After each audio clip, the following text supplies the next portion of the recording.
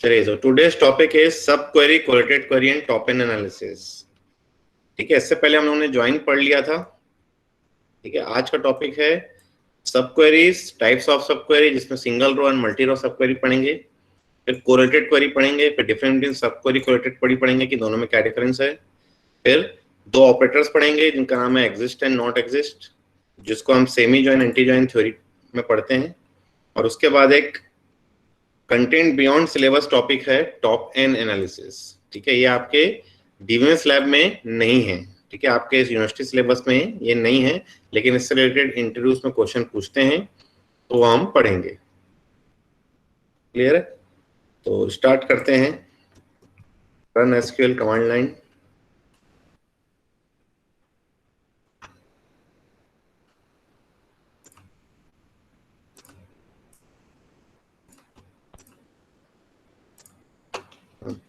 Connect करते हैं student से। हमारे पास दो टेबल्स हैं, एक टेबल है ईएमपी, एक टेबल है डीपीटी।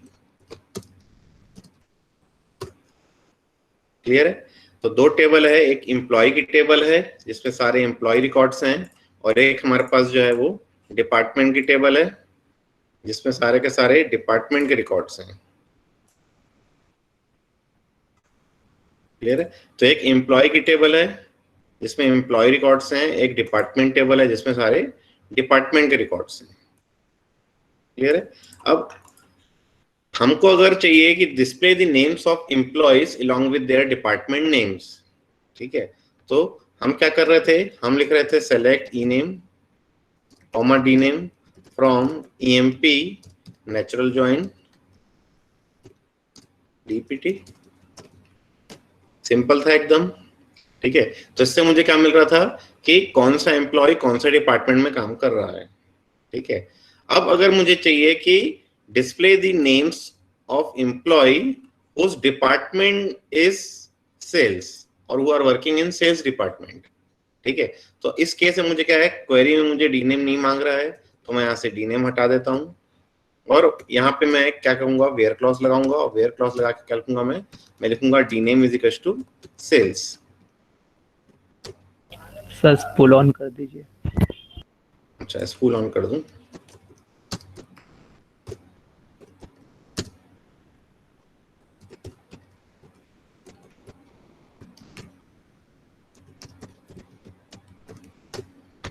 चलिए फिर से स्टार्ट करते हैं हम पूरा। सबसे पहले है सेलेक्ट स्टार फ्रॉम ईएमपी, फिर है सेलेक्ट स्टार फ्रॉम डीपीटी। ठीक है, तो ये सारे के सारे एम्प्लॉय रिकॉर्ड्स हैं, ये सारे सारे डिपार्टमेंट के रिकॉर्ड्स हैं। मुझे अगर क्वेरी मांगता है कि display the names of employ along with their department names, तो मैं लिख रहा था ईएमपी नेचुरल जॉइन डीपीटी। तो इससे मुझे क्या मिल रहा था, name of employ along with their department name मिल रहा था। ठीक है, कौन से डिपार्टमेंट में वर्क कर रहा है। ठीक है, अब अगर मुझे इसमें से निकालना है कि कौन से एम्प्लॉय ऐसे हैं जो सेल्स डिपार्टमेंट में वर्क कर रहे हैं। ओके,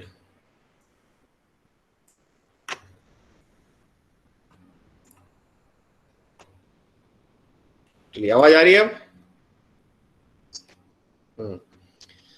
तो मुझे चाहिए कि ऐसे एम्प्लॉय जो सेल्स डिपार्टमेंट में वर्क कर रहे हैं।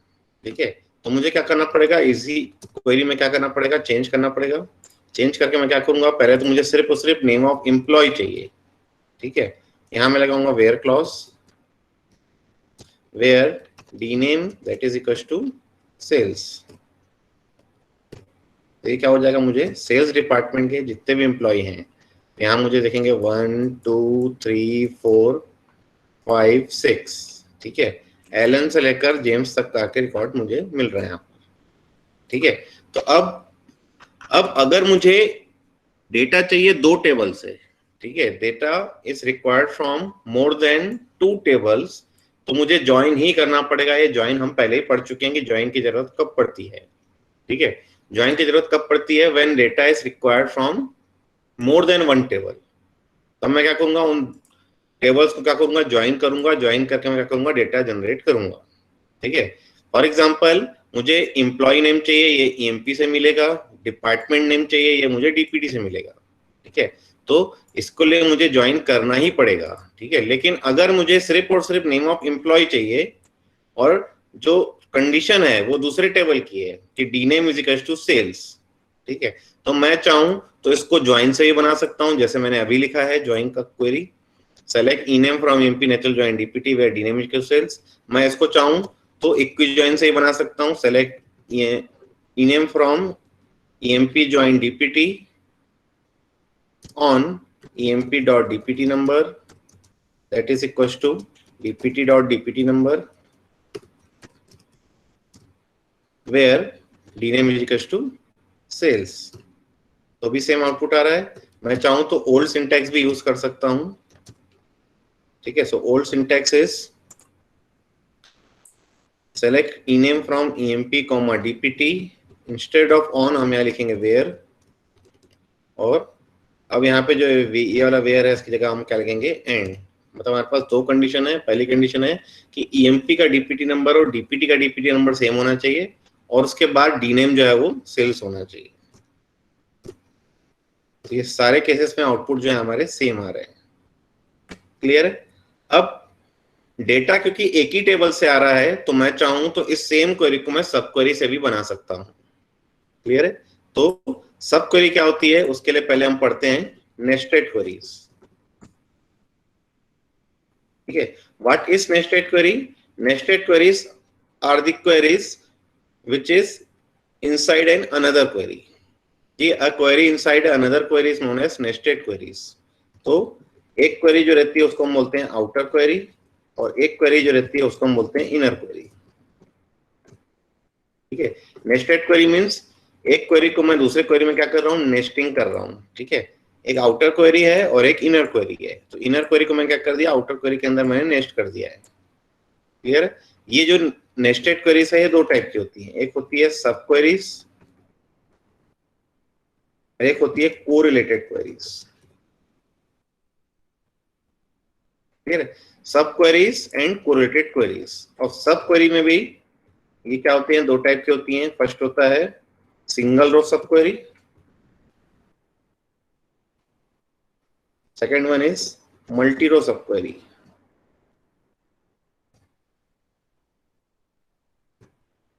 Clear? Single row subquery, that means inner query returns only one row to outer query। Clear? And multi-row subquery means inner query returns more than one row to outer query। ठीक है, पहले देखते हैं सब query और correlated query में क्या difference है। सो सब क्वेरी क्या होगा कि इन case of sub query inner query is executed first and result of inner query is given to outer query। Clear? So for each row in inner query execute the outer query, this is subquery। For each row in inner query execute the outer query, this is subquery। In case of correlated query, outer query is executed first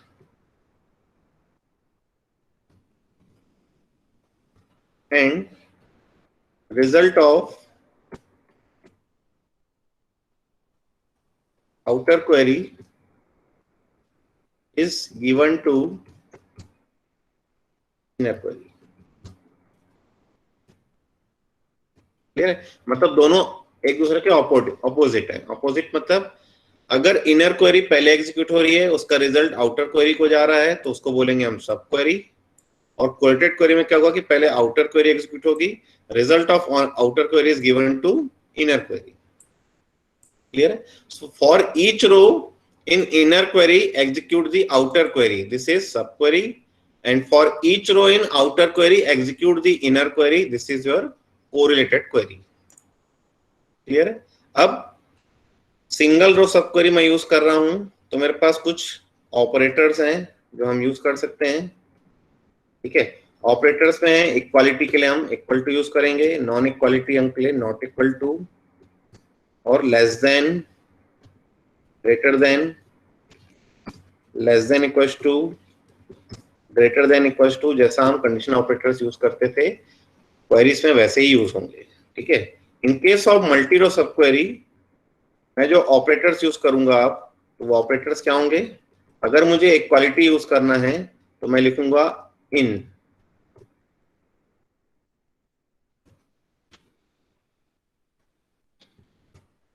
और अगर मेरे को not equality use करना है तो मैं use करूंगा not in. और इन केस ऑफ लेस देन मेरे को यूज करना होगा लेस देन एनी, और लेस देन सम, और less than all. Similarly for greater than also, greater than any, greater than some, or greater than all. Similarly, in case of less than equals to and greater than equals to, उस case में भी क्या होंगे आपके? any, all and some का आप करेंगे, combination use करेंगे।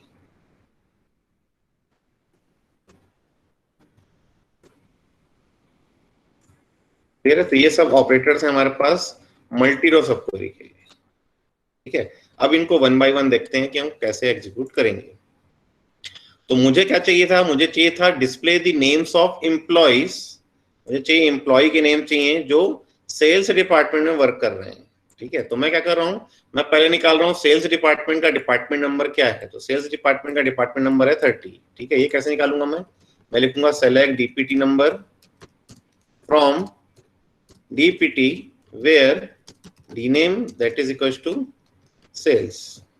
तो इसमें मुझे मिलेगा सेल्स का डिपार्टमेंट नंबर वो है 30, ठीक है। और अब मैं क्या लिख रहा हूं, मैं लिख रहा हूं select E name from EMP where DPT number that is equal to 30। तो मुझे यही 6 आउटपुट मिल रहे हैं, ठीक है। अब ये 6 आउटपुट मिल तो रहे हैं, लेकिन इनमें मैं क्या कर रहा हूं, 2 क्वेरी लगानी पड़ रही है मुझे। पहले मैं सेल्स का डिपार्टमेंट नंबर निकाल रहा हूं, फिर उस डिपार्टमेंट नंबर को देख के उसके मैं क्या कर रहा हूं, एम्प्लॉय निकाल रहा हूं, ठीक है। सब क्वेरी अगर मैं लगाता हूं तो ये क्या होगा, मुझे दोनों मेरा एक ही क्वेरी में एग्जीक्यूट हो सकता है। तो ये जो 30 था, इस 30 के बदले में क्या कर रहा हूं, इसकी क्वेरी बना दे रहा हूं कि select DPT number from DPT where D name that is equal to sales, ठीक है। तो ये मेरी हो गई इनर क्वेरी। इनर क्वेरी पहले एग्जीक्यूट होगी, इसका आउटपुट आएगा 30 असाइन हो जाएगा इसको। तो यहाँ पे जो क्वेरी हो जाएगी, ये क्वेरी हो जाएगी select E name from EMP where department number equal to 30। Execute करके देखते हैं इसको। तो ये आपका आउटपुट आ रहा है, देखिए वही 6 रोज आ रहे हैं, ठीक है। तो ये जो मैंने लगाई है, ये मेरी एक सिंगल रो सब क्वेरी है। कैसे पता चला? क्योंकि इनर क्वेरी जो अगर मैंने एग्जीक्यूट करके देखी यहाँ पर, inner query will get given only 1 रो, एक ही वैल्यू आ रही मेरी इनर क्वेरी से, ठीक है। So it is known as single row sub query, ठीक है। In case of multi row sub query, अगर मुझे पता करना हो कि display the names of employees who are either work in sales department और रिसर्च डिपार्टमेंट, तो मुझे क्या करना पड़ेगा, इस क्वेरी को चेंज करना पड़ेगा। अगर मैं यहाँ पे लिखता हूँ where department number equals to sales और department number sorry D name is equals to research, clear है। मैंने लिखा है select DPT number from DPT where department name is equals to sales and department name is equals to research. अगर मैं सिर्फ इसी query को एग्जीक्यूट करूं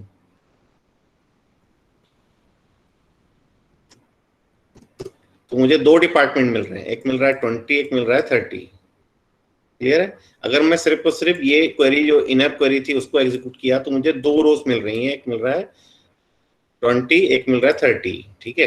तो 20 जो है वो किसका है, वो रिसर्च डिपार्टमेंट का डिपार्टमेंट नंबर है, ठीक है। और सेल्स का डिपार्टमेंट नंबर क्या मिल रहा है मुझे, 30 मिल रहा है, ठीक है। That means inner query will return more than 1 रो।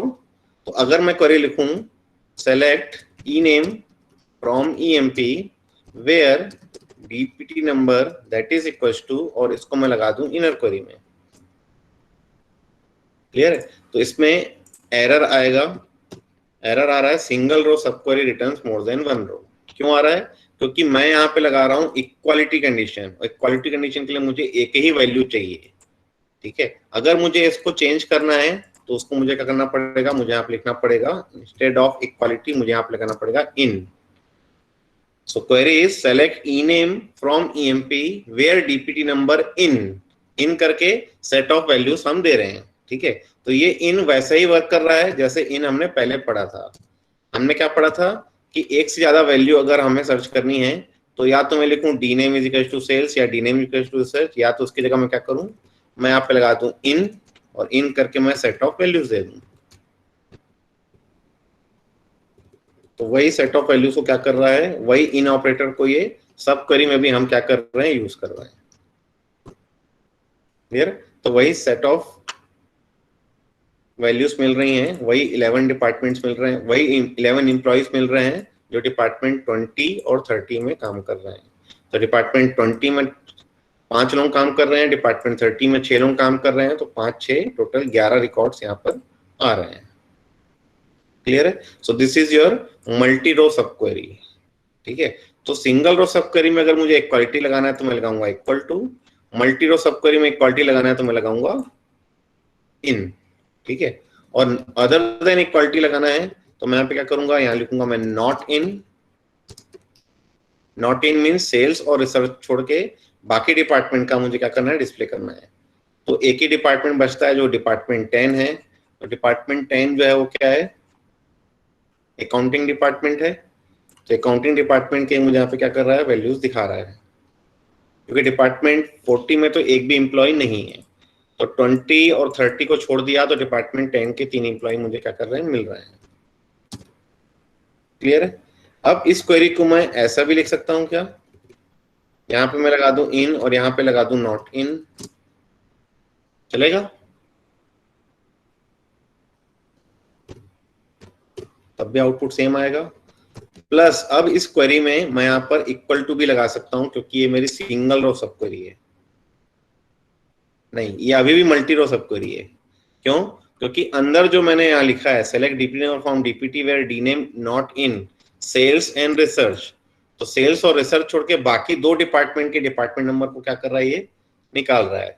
मतलब अकाउंटिंग और ऑपरेशंस के 10 एंड 40 2 वैल्यूज आ रही हैं। तो 2 वैल्यूज में अभी भी मैं क्या कर रहा हूँ, इक्वल टू में कर रहा हूँ, तो एरर आ रहा है, ठीक है।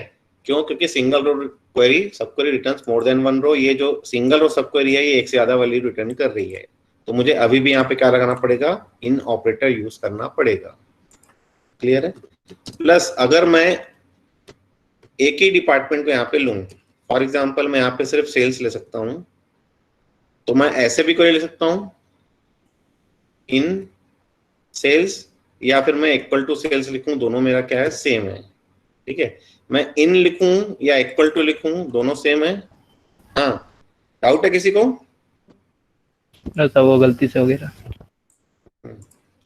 तो dname is equal to sales लिखूं या डीनेम इन सेल्स लिखूं, both are same. Similarly DPT number is equal to और सब क्वेरी लिखूं और डीपीटी नंबर इन करके मैं सब क्वेरीज लिखूं, बोथ आर सेम, क्योंकि इनर क्वेरी मेरी एक ही रो रिटर्न कर रही है।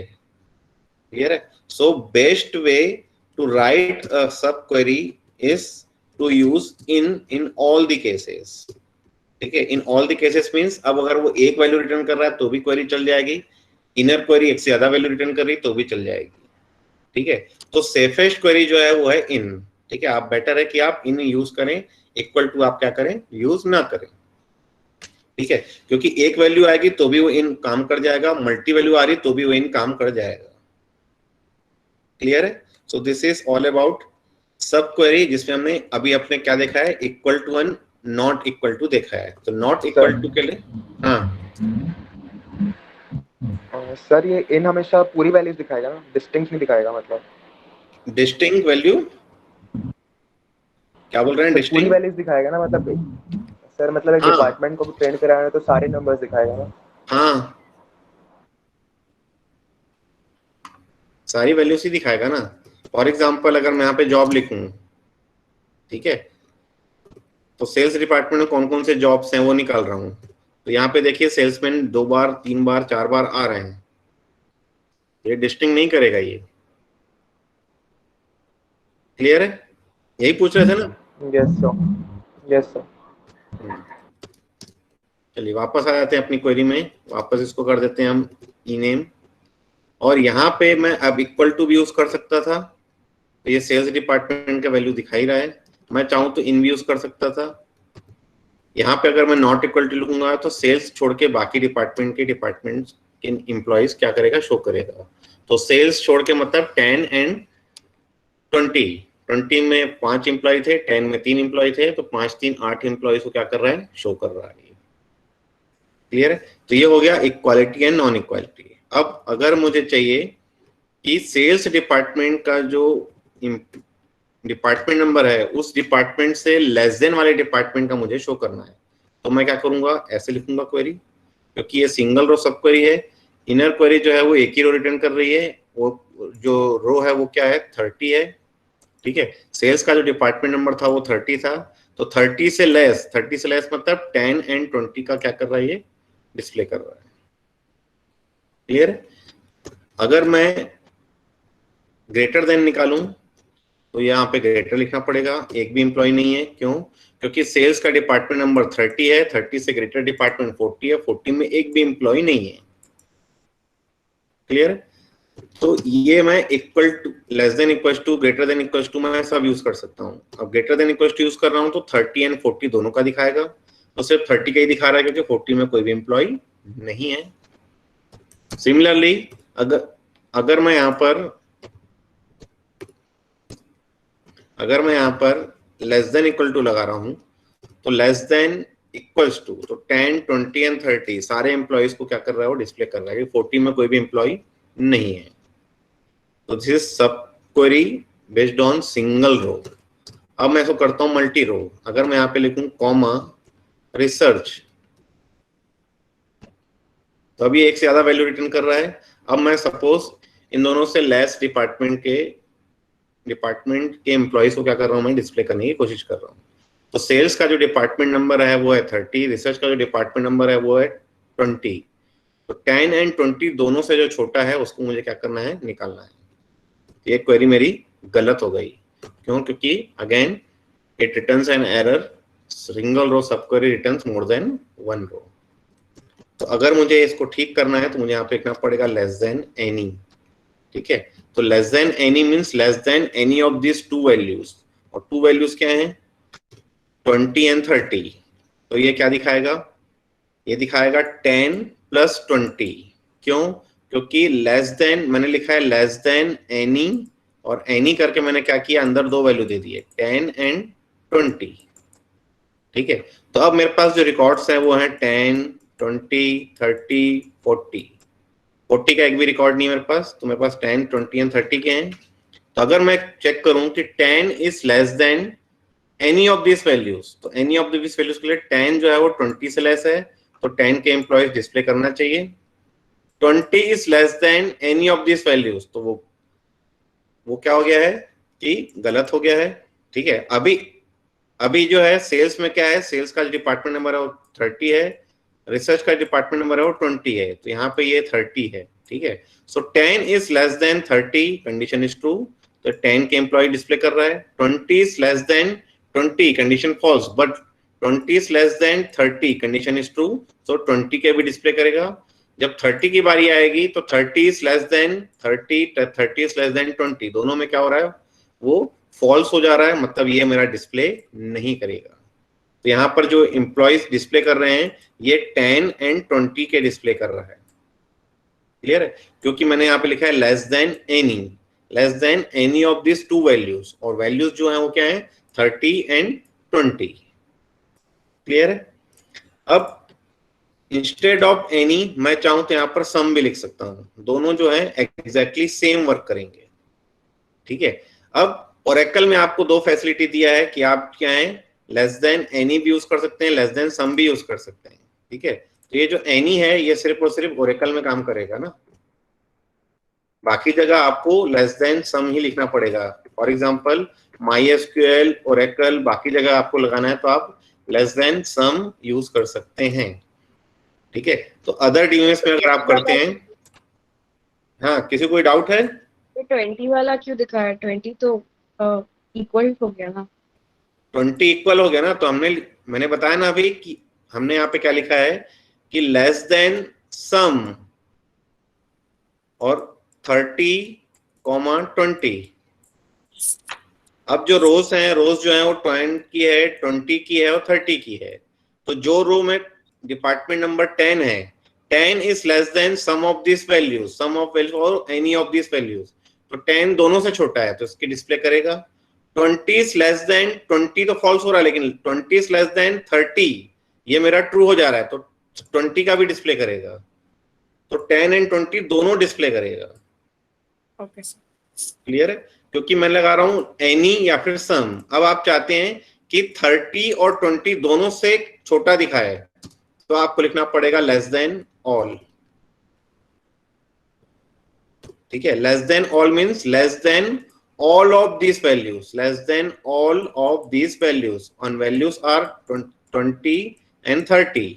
तो अब जो 10 है, 20 है और 30 की जो रोज हैं, 10 जो है वो दोनों से छोटा है क्या? हाँ छोटा है, तो इसको दिखाएगा।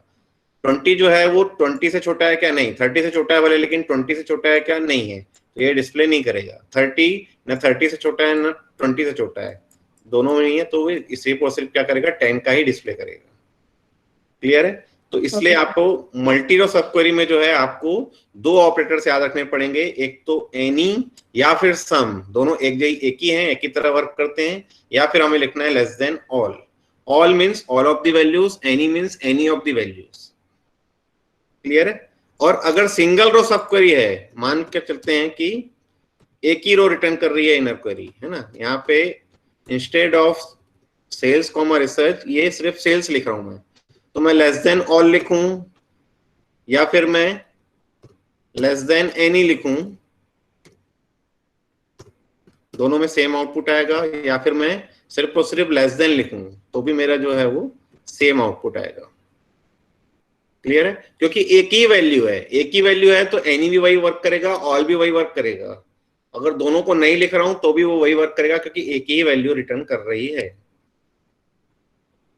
क्लियर है? So this is all about सब क्वेरीज। सब क्वेरीज में दो टाइप की क्वेरीज पढ़ी हमने, एक होती है सिंगल रो सब क्वेरी, एक होती है multi row sub query. Clear है? अब आ जाते हैं हम लोग कोरिलेटेड क्वेरी।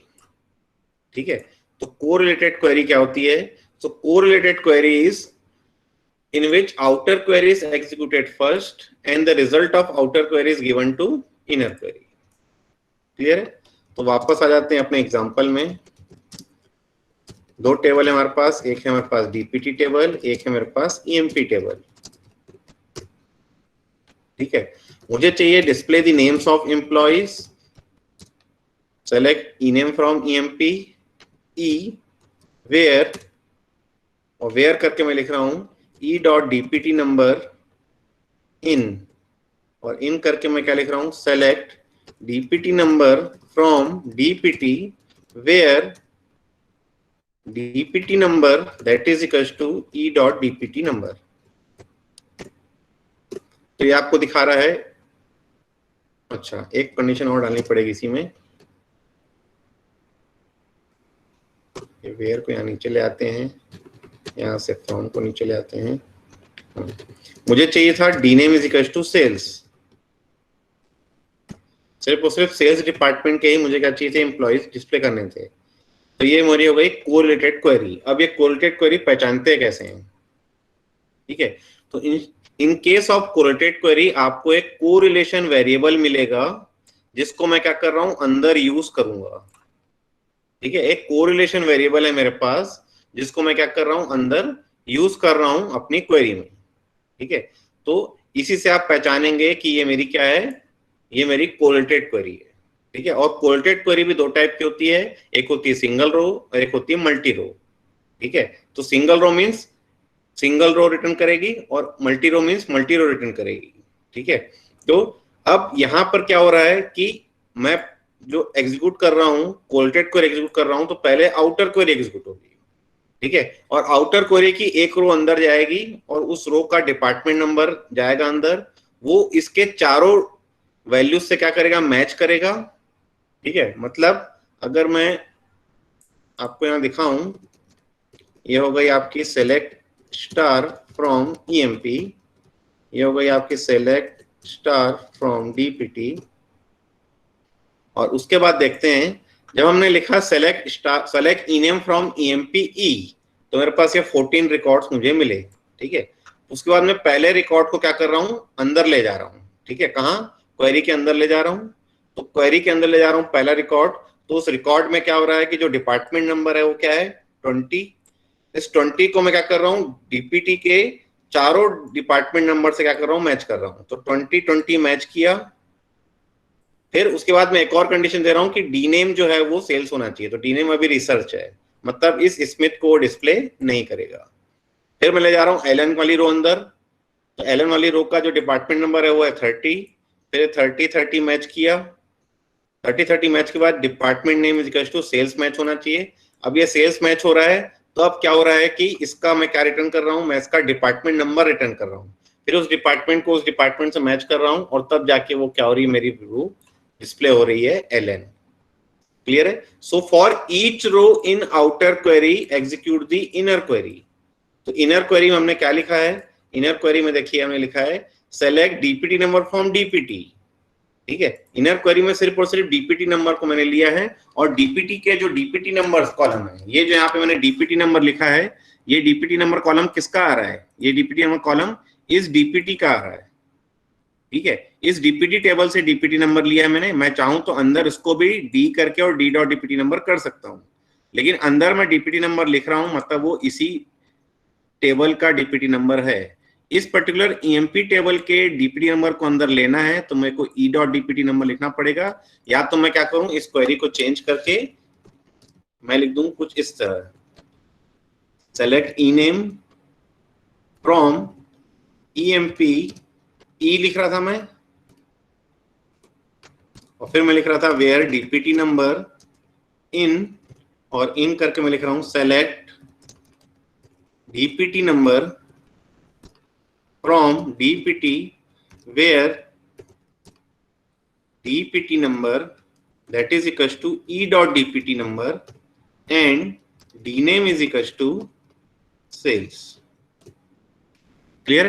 तो ये e को मैं क्या कर रहा हूं, अंदर यहां पर रेफर कर रहा हूं कि e डॉट डीपीटी नंबर है। अगर मैं इसको यहाँ पे रीनेम नहीं करता हूं, तो मुझे यहाँ कंप्लीट नेम देना पड़ेगा emp डॉट डीपीटी नंबर, तब भी मेरा आउटपुट जो है वो क्या आएगा, वही सेट ऑफ 6 रिकॉर्ड्स आएंगे जो सेल्स डिपार्टमेंट में वर्क कर रहे हैं।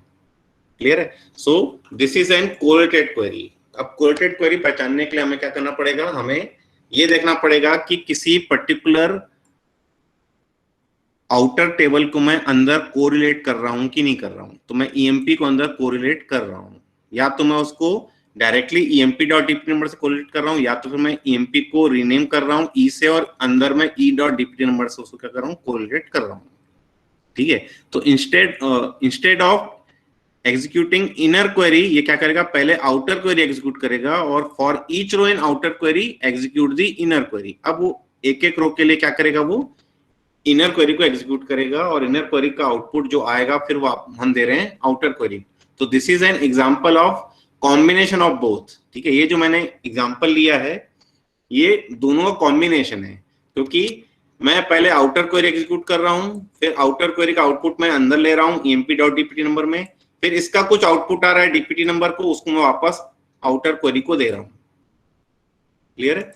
सो this is all about correlated query. अब कोरिलेटेड क्वेरी की नीड क्यों पड़ी वो देखते हैं। क्लियर है। सो स्टार्ट करते हैं। अगर मुझे चाहिए, ठीक है, मैंने लिखा सेलेक्ट स्टार फ्रॉम ईएमपी, तो ये मेरी कंप्लीट एम्प्लॉय टेबल है, ठीक है। अगर मुझे चाहिए कि ऐसा एम्प्लॉय का नेम बताओ जिसकी सैलरी सबसे ज्यादा है, ठीक है, तो मुझे क्या लिखना पड़ेगा, select E name from EMP where salary that is equals to, और फिर मैं एक इनर क्वेरी लगाऊंगा, select max of sal from EMP, बस, ठीक है। तो पहले क्या हो रहा है, ये इनर क्वेरी एग्जीक्यूट हो रही है। इनर क्वेरी में क्या लिखा है हमने लिखा है select max of sal from EMP, तो मैक्सिमम सैलरी निकल रही है 5000। अब मुझे पता करना है ये 5000 किसको मिल रहा है, तो मैंने लिखा है select E name from EMP, select E name from EMP where salary that is equal to 5000, ठीक है। घुमा फिरा के इन दोनों क्वेरी को मैंने क्या किया, एक क्वेरी बनाई है जिसको हम बोल रहे हैं सब क्वेरी, तो पहले इनर क्वेरी एग्जीक्यूट हो रही है, ये 5000 रिटर्न कर रहा है, 5000 क्या कर रहा है, आउटर क्वेरी को दे रहा है, फिर आउटर क्वेरी उस कंडीशन को मैच कर रही है, अगर कंडीशन मैच हो रही है तो नेम को क्या कर रहा है, डिस्प्ले कर रहा है। क्लियर है? So this is an example of sub query. Clear है? अब मैं चाहता हूं कि display the names of employee whose salary is highest in the company, तो मैं यही क्वेरी लिख रहा हूं कि display the names of employee whose salary is highest in the company, पूरे कंपनी के जितने भी एम्प्लॉयज हैं उनकी सैलरी सबसे ज्यादा है, तो वो है किंग। ठीक है, अब मैं चाहता हूं कि display the names of employees whose salary is highest, whose salary is equals to the maximum or whose salary is greater than the maximum salary of all the employees belonging to the department 10। ठीक है, मतलब मैं क्या चाह रहा हूं, select ename from EMP where salary is greater than, select max of cell from EMP where DPT number that is equals to 10। मतलब मुझे क्या चाहिए कि डिपार्टमेंट 10 की जो मैक्सिमम सैलरी है उससे अगर ग्रेटर देन किसी एम्प्लॉय को मिल रहा है, उसकी मैक्सिमम सैलरी से ग्रेटर देन किसी एम्प्लॉय को मिल रहा है, तो वो नेम मुझे क्या करना है, डिस्प्ले करना है। ठीक है, तो अभी तो इसमें कोई आउटपुट नहीं आएगा, क्यों? क्योंकि डिपार्टमेंट 10 का जो एम्प्लॉय है वो किंग था, उस किंग की सैलरी सबसे ज्यादा है, तो इससे ज्यादा किसी और को मिल नहीं रहा है। अगर मैं इसको चेंज करूं और मैं यहाँ पे लिखूं 20, तो यहाँ पे कुछ एम्प्लॉयज मुझे मिल सकते हैं। डिपार्टमेंट 10 का एक एम्प्लॉय मिला जिसकी सैलरी 20 के डिपार्टमेंट के 20 के सारे एम्प्लॉयज, डिपार्टमेंट 20 के सारे एम्प्लॉयज को लूंगा अगर मैं, और उसमें जो मैक्सिमम सैलरी निकलेगी उससे उसका क्या है, सैलरी ज्यादा है। तो ऐसे नेम्स में क्या मिल रहे हैं, यहाँ पर मिल रहे हैं। क्लियर है? तो मैं इसको कैसे जनरेट कर पा रहा हूँ, उसको मैं जनरेट कर पा रहा हूँ सब क्वेरी से। क्लियर है? प्लस अगर मुझे निकालना है कि display the names of employees whose salary is greater than the average salary of all the employees belonging to department 20। ठीक है, सो अगर मैं निकालूं एवरेज सैलरी डिपार्टमेंट 20 की, तो कैसे निकालेंगे, select average salary from EMP where department number that is equal to 20। तो 20 की जो एवरेज सैलरी है वो है 2175। अब इन एवरेज सैलरी से ज्यादा किसको किसको मिल रहा है, तो हम लिख रहे हैं select E name from EMP where salary is greater than, select average of salary from EMP where DPT number that is equal to 20। ये 20 के एवरेज सैलरी से ग्रेटर देन किसकी सैलरी है। तो अगर मुझे सैलरी भी निकालनी है तो मैं आप काम करता हूं, एक कॉलम और ऐड कर देता हूं कि उसका सैलरी वैल्यू मुझे डिस्प्ले कीजिए। तो एवरेज सैलरी इसी 20 की 2175 से जितने भी एम्प्लॉइज ज्यादा पा रहे हैं उनका क्या कर रहे हैं, हम नेम और सैलरी डिस्प्ले कर रहे हैं। So again this is sub query. Clear है? ये मैं क्या कर रहा हूं, सब क्वेरी से बना पा रहा हूं। ठीक है, बट अब अगर मैं क्वेरी लिखता हूं कि display the names of employees, display the names of employees whose salary is greater than or whose salary is highest in their own department। ठीक है, क्वेरी जो आ रही है वो क्या आ रही है, display the names of employees whose salary is highest in their own department. ठीक है, मतलब वो जिस डिपार्टमेंट में काम कर रहा है उसकी अगर उसकी हाईएस्ट सैलरी है तो ही उसका नाम क्या करना है, डिस्प्ले करना है, अदरवाइज उसका नाम डिस्प्ले नहीं करना है। ठीक है, तो अगर मैं क्वेरी लिखूं select E name from EMP where salary is equals to select max of cell from EMP, तो ये क्या निकाल रहा था, ये निकाल रहा था कि ऐसे एम्प्लॉयज के नेम जिनकी सैलरी सबसे ज्यादा है, ऑर्गेनाइजेशन में सबसे ज्यादा है। ठीक है। फिर वो चाहे डिपार्टमेंट 10 का हो, चाहे डिपार्टमेंट 20 का हो, चाहे डिपार्टमेंट 30 का हो, ठीक है। तीनों डिपार्टमेंट को लेके मैंने मैक्सिमम सैलरी निकाली है और उसकी जिसको भी मिल रही है उसका नाम क्या कर रहा हूं मैं, डिस्प्ले कर रहा हूं, ठीक है। अब एक कंडीशन इसमें और ऐड हो गई है कि display the names of employees whose salary is highest in their own department.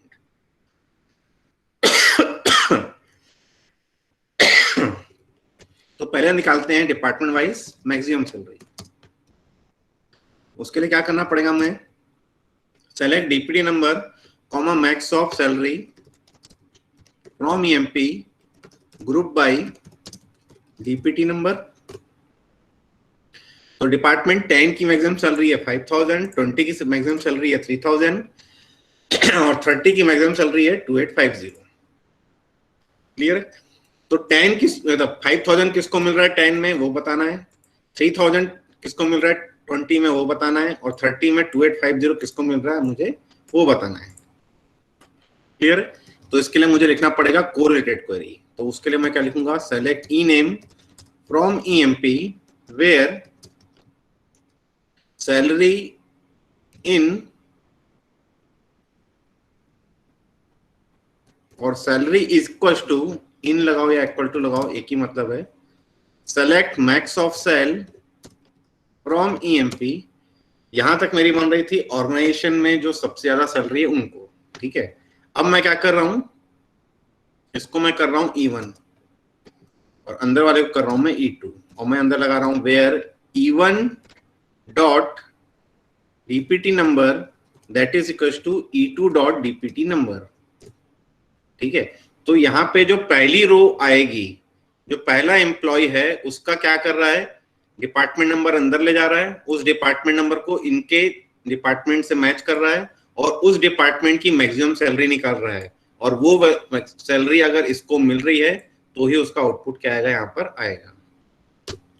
ये देखिए 4 एम्प्लॉय आ रहे हैं, 4 इसलिए आ रहे हैं क्योंकि अगर मैं डिपार्टमेंट नंबर और उनकी सैलरी भी डिस्प्ले करूं तो 2 एम्प्लॉय ऐसे जिनकी सैलरी सेम है और दोनों 20 के ही एम्प्लॉय हैं। 20 की मैक्सिमम सैलरी 3003, देखिए 20 की मैक्सिमम सैलरी 3003, 2 एम्प्लॉय हैं जिनको मिल रही है तो दोनों के नेम क्या कर रहा है वो डिस्प्ले कर रहा है। क्लियर है? तो ये मैंने बनाया किससे, ये मैंने बनाया कोरिलेटेड क्वेरी से, क्योंकि मैंने इस E1 को अंदर कोरिलेट किया है यहाँ पर कि E1 dot DPT number that is equal to E2 dot DPT number. Clear है? तो ये हो गई मेरी कोरिलेटेड क्वेरी। अब इस क्वेरी को मैं सब क्वेरी से बना सकता हूं क्या, कोई बता सकता है मुझे कि ये सेम क्वेरी को मैं सब क्वेरी से बना सकता हूं कि नहीं बना सकता हूं?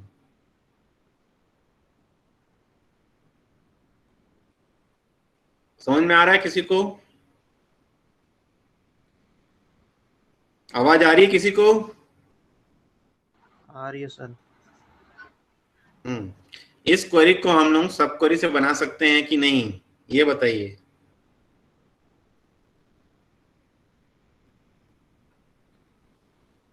Yes sir. बना सकते हैं, कैसे बनाएंगे? वेरी गुड, ग्रुप बाय लगाना पड़ेगा। Yes sir. कैसे लिखेंगे फिर? Select E name from EMP where, अब मुझे यहाँ पे 2 वैल्यू देनी पड़ेगी। पहली वैल्यू तो ये कि DPT number comma sal in, और इन करके मैंने लिखा है select DPT number comma max of sal from EMP group by DPT number. एक काम करते हैं, सेम आउटपुट निकालने के लिए हम उसका डीपीटी नंबर और सैलरी भी डिस्प्ले कर देते हैं।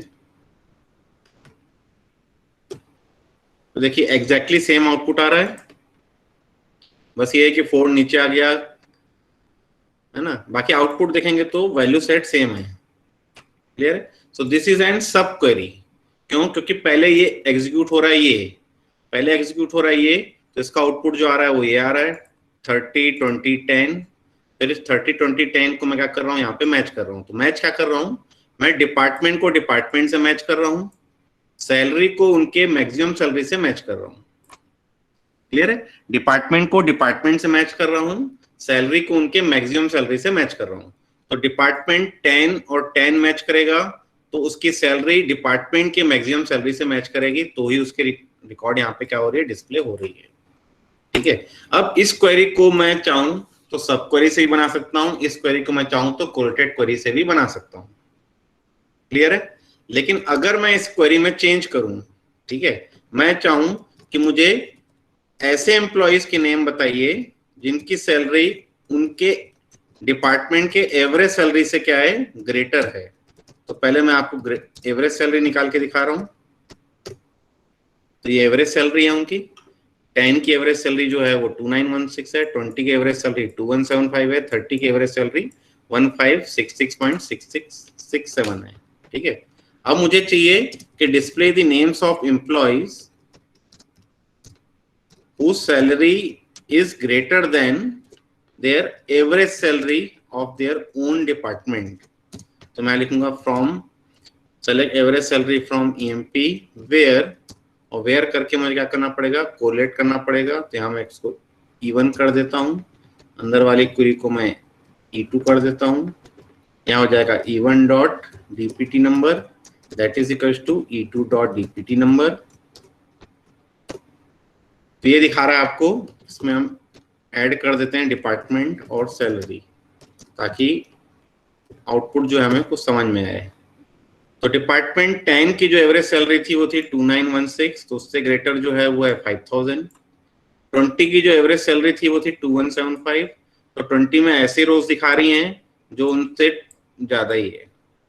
सिमिलरली 30 की एवरेज सैलरी थी 1566, तो 1566 से ग्रेटर वाले ही क्या कर रहे हैं यहाँ पे आपको दिखा रहे हैं।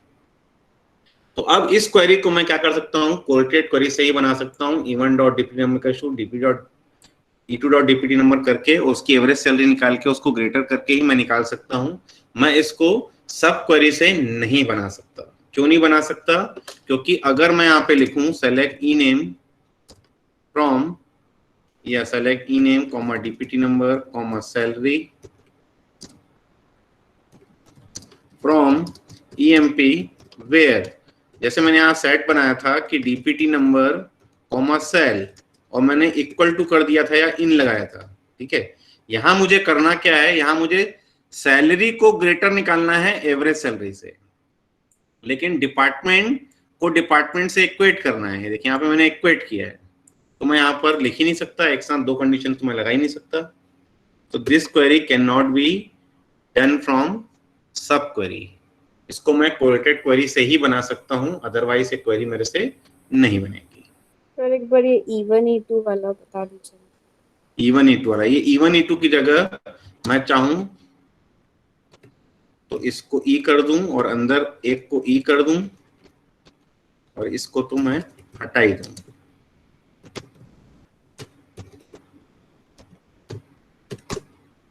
ठीक है, तो अब अगर मैं E डॉट DPT नंबर लिख रहा हूं तो वो इसका है। ठीक है, और ये जो DPT नंबर लिख रहा हूं ये इस पर्टिकुलर एम्प्लॉय का DPT नंबर है। ठीक है, तो अगर ज्यादा हमें डीप में जाना है तो हम क्या करते हैं, E1 और E2 कर देते हैं। ठीक है, समझने के लिए कि ये E1 मतलब इस वाले एम्प्लॉय का है, E2 मतलब इस वाले एम्प्लॉय का है। ठीक है, मतलब इसको मैं कोरिलेट कर रहा हूं इनके डिपार्टमेंट से। मतलब इसकी जो पहली रो आएगी, जो EMP के 14 रोज है, 14 रोज में पहली रो अंदर गई तो E1 डॉट DPT नंबर गया अंदर, वो पूरे 14 टाइम्स क्या करेगा, मैच करेगा। तो 14 टाइम्स में जिसमें मैच करेगा उनकी रोज को निकाल के उनका क्या करेगा, वो एवरेज निकालेगा और एवरेज से जिनका सैलरी ज्यादा है उसको क्या करेगा, यहाँ पे वो डिस्प्ले करेगा।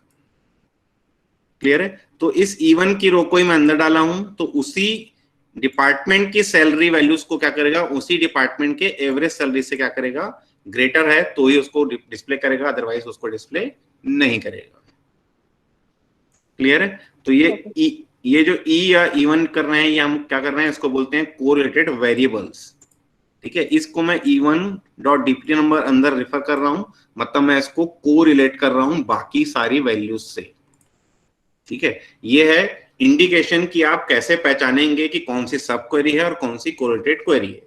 कोरिलेटेड क्वेरी में जो आउटर क्वेरी, जो आउटर टेबल है, उसको मैं इनर क्वेरी में यूज करता हूं, जबकि इंस्टेड ऑफ सब क्वेरी मैं उसको यूज नहीं करता हूं। क्लियर है? Okay, sir. So this is one use of correlated query. ठीक है? सर हाँ सर ये जो लास्ट आप क्वेरी बताई उसको दूसरे फॉर्म में हम लोग क्यों नहीं लिख सकते, उसको एक बार फिर से बता दीजिए। मैं इसलिए नहीं लिख सकता क्योंकि अगर मैं लिखता हूं select E name comma DPT number comma sal from EMP where, जैसे मैंने पहले लिखा था कि DPT number comma sal in, और यहाँ पे लिखा था select DPT number comma average sal from EMP group by DPT number. तो इसमें क्या हो रहा था कि ये डीपीटी नंबर इस डीपीटी नंबर से मैच कर रहा था, सैलरी इस एवरेज सैलरी से मैच कर रहा था। अभी जो मैंने क्वेरी लिखी है उसमें क्या कर रहा है कि डीपीटी नंबर को डीपीटी नंबर से मैच कराना है हमें, लेकिन सैलरी को उसकी एवरेज सैलरी से ग्रेटर है तो ही डिस्प्ले करना है। तो मेरे पास दो कंडीशन आ गई, इसमें मेरे को इन दोनों को तो इक्वेट करना है, लेकिन इसमें और इसमें मेरे को कंडीशन देनी है कि वो सैलरी उसकी एवरेज सैलरी से ग्रेटर होनी चाहिए। ठीक है? तो मैं वो नहीं दे सकता यहाँ पर, तो नहीं दे सकता, तो ये मैं सब क्वेरी से नहीं बन सकता, इसलिए मुझे कोरिलेटेड क्वेरी ही यूज करनी पड़ेगी। क्लियर है? यस सर क्लियर है। देखिए यहाँ पे इसमें एरर आएगा अगर आप करेंगे। अच्छा, एरर इसमें तो कोई एरर नहीं आएगा क्योंकि ये क्वेरी मेरी वैलिड है ना, क्योंकि इसमें मेरा जो आउटपुट आएगा वो उनके क्या बोलते हैं अपना, उनके सैलरी अगर उनकी एवरेज सैलरी के इक्विवेलेंट है तो ही उसका आउटपुट क्या आएगा आउटपुट क्यों नहीं आ रहा है इसमें? तो यहाँ पे देखिए नो रोस आ रही है क्योंकि मैं यहाँ पे एवरेज सैलरी को उनके एवरेज सैलरी से मैच कर रहा हूँ, तो किसी की भी सैलरी उसके डिपार्टमेंट के एवरेज सैलरी के इक्विवेलेंट नहीं है। ठीक है? इस क्वेरी में कोई दिक्कत नहीं है, लेकिन जो डिजायर्ड क्वेरी है मेरे को डिजायर्ड क्वेरी में लिख ही नहीं पा रहा हूँ ना। क्लियर है? सब क्वेरी में उसको मैं लिख ही नहीं पा रहा हूँ। चलिए एक और एग्जांपल देखते हैं हम लोग। ये मेरे सारे एम्प्लॉइज हैं। ठीक है? अगर मुझे क्वेश्चन पूछे कि display the names of employ drawing the highest salary in the organization और getting the highest salary in the organization, हम क्या लिख रहे थे? हम लिख रहे थे select E name from EMP where salary is equals to या in select max of sal from EMP. तो एक एम्प्लॉय का नेम मिला जिसकी सैलरी हाईएस्ट है अपने कंपनी में। ठीक है? अब मुझे चाहिए सेकंड मैक्सिमम सैलरी, मतलब ऐसा एम्प्लॉय का नेम बताओ जिसकी सैलरी जो है वो सेकंड हाईएस्ट है। ठीक है? ये दोनों क्वेश्चन जो बता रहा हूं मैं, ये दोनों इंटरव्यू क्वेश्चंस है ना। तो मुझे क्या चाहिए? अब सेकंड हाईएस्ट चाहिए। तो सेकंड हाईएस्ट के लिए मुझे एक बार और नेस्टिंग करनी पड़ेगी। मुझे लिखना पड़ेगा सैलरी नॉट इन, और नॉट इन करके मैं क्या लिख रहा हूं? Select max of sal from EMP. ठीक है? अगर मुझे क्लास में बोला जाए कि सबसे टॉलेस्ट स्टूडेंट कौन है, तो मैं क्या करूंगा? सबको एक लाइन से खड़ा कर दूंगा और जो भी सबसे लंबा है उसको मैं बता दूंगा, डिक्लेयर कर दूंगा कि ये सबसे टॉलेस्ट है। अगर मुझे सेकंड टॉलेस्ट चाहिए तो मैं क्या करूंगा? पहले मैं फर्स्ट टॉलेस्ट को निकालूंगा, उसको मैं अलग कर दूंगा और फिर से क्या करूंगा? फिर से नापूंगा कि अब सेकंड टॉलेस्ट कौन है। तो ये मैंने वही किया है। मैंने क्या किया? पहले इनर क्वेरी एग्जीक्यूट की, जिसमें मैक्सिमम सैलरी मिली, उसको मैंने क्या किया? डिस्कार्ड कर दिया। मैंने लिखा नॉट इन, इसको छोड़ के अब क्या मैक्सिमम है तो वो मिलेगा मुझे, और वो किसको मिल रहा है उसका नेम मैं क्या कर रहा हूँ? यहाँ पे डिस्प्ले कर रहा हूँ। ठीक है? तो दो एम्प्लॉय हैं जिनकी सैलरी 3000 है, तो दोनों के क्या हो रहे हैं? नेम यहाँ पे क्या हो रहे हैं? डिस्प्ले हो रहे हैं। ठीक है? तो अगर सिंगल हाईएस्ट चाहिए तो मुझे एक सब क्वेरी उसके अंदर, मतलब एक आउटर क्वेरी के अंदर एक इनर क्वेरी लग रही है। सेकंड हाईएस्ट चाहिए तो मेरे पास दो बार नेस्टिंग करनी पड़ रही है। अगर मेरे को थर्ड हाईएस्ट चाहिए तो मैं क्या करूंगा? थर्ड हाईएस्ट के लिए क्या करना पड़ेगा? मुझे फिर से लिखना पड़ेगा वेयर सैलरी नॉट इन, और फिर से मैं स्टार्ट करूंगा select max of sal from EMP.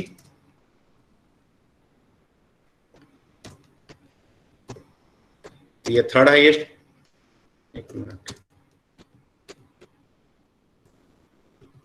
मैंने पहले निकाला मैक्सिमम सैलरी, मैक्सिमम सैलरी को छोड़ के मैंने मैक्सिमम सैलरी निकाली, उसको छोड़ के मैंने मैक्सिमम सैलरी निकाली, और उसको जिसको मिल रहा है उसको हम क्या कर रहे हैं, डिस्प्ले कर रहे हैं, है ना। तो क्वेरी तो मेरे ख्याल से सही है।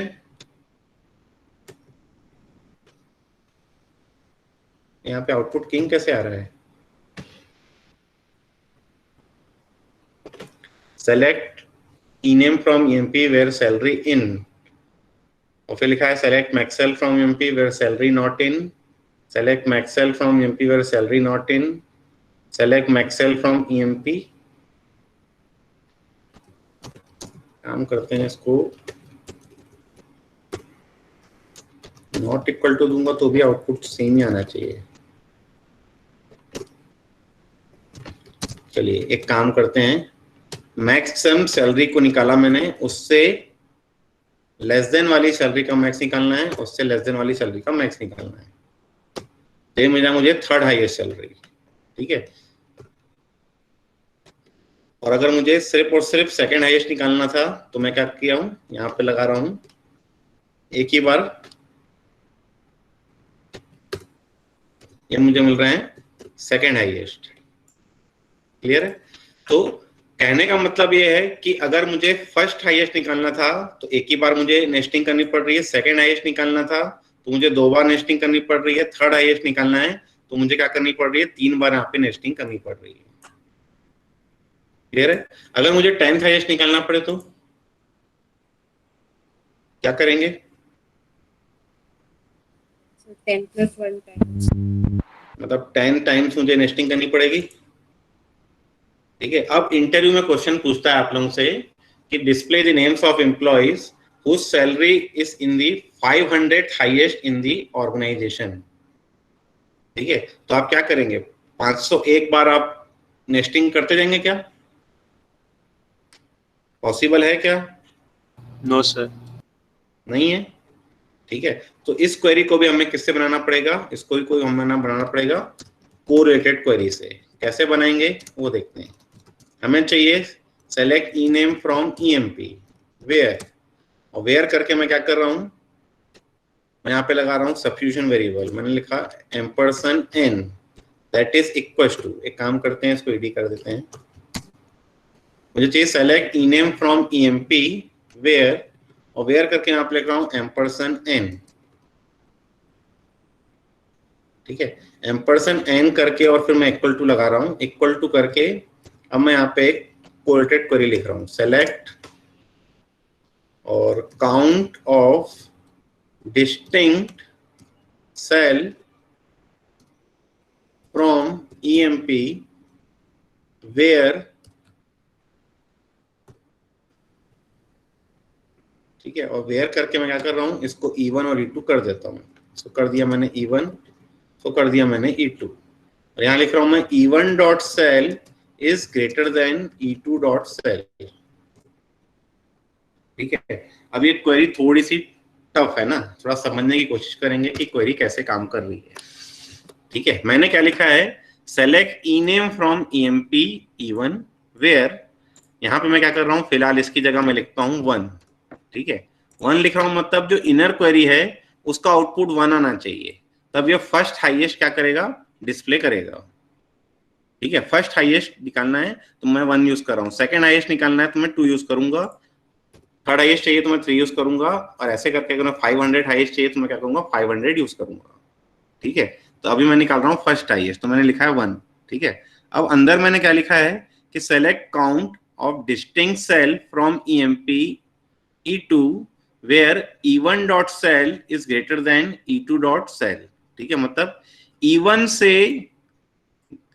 ग्रेटर, E1 से E1 की जो सैलरी है, ठीक है, इससे ग्रेटर आपको कितने मिल रहे हैं, ग्रेटर मतलब मेरे को क्या करना पड़ेगा, ऐसा यूज करना पड़ेगा।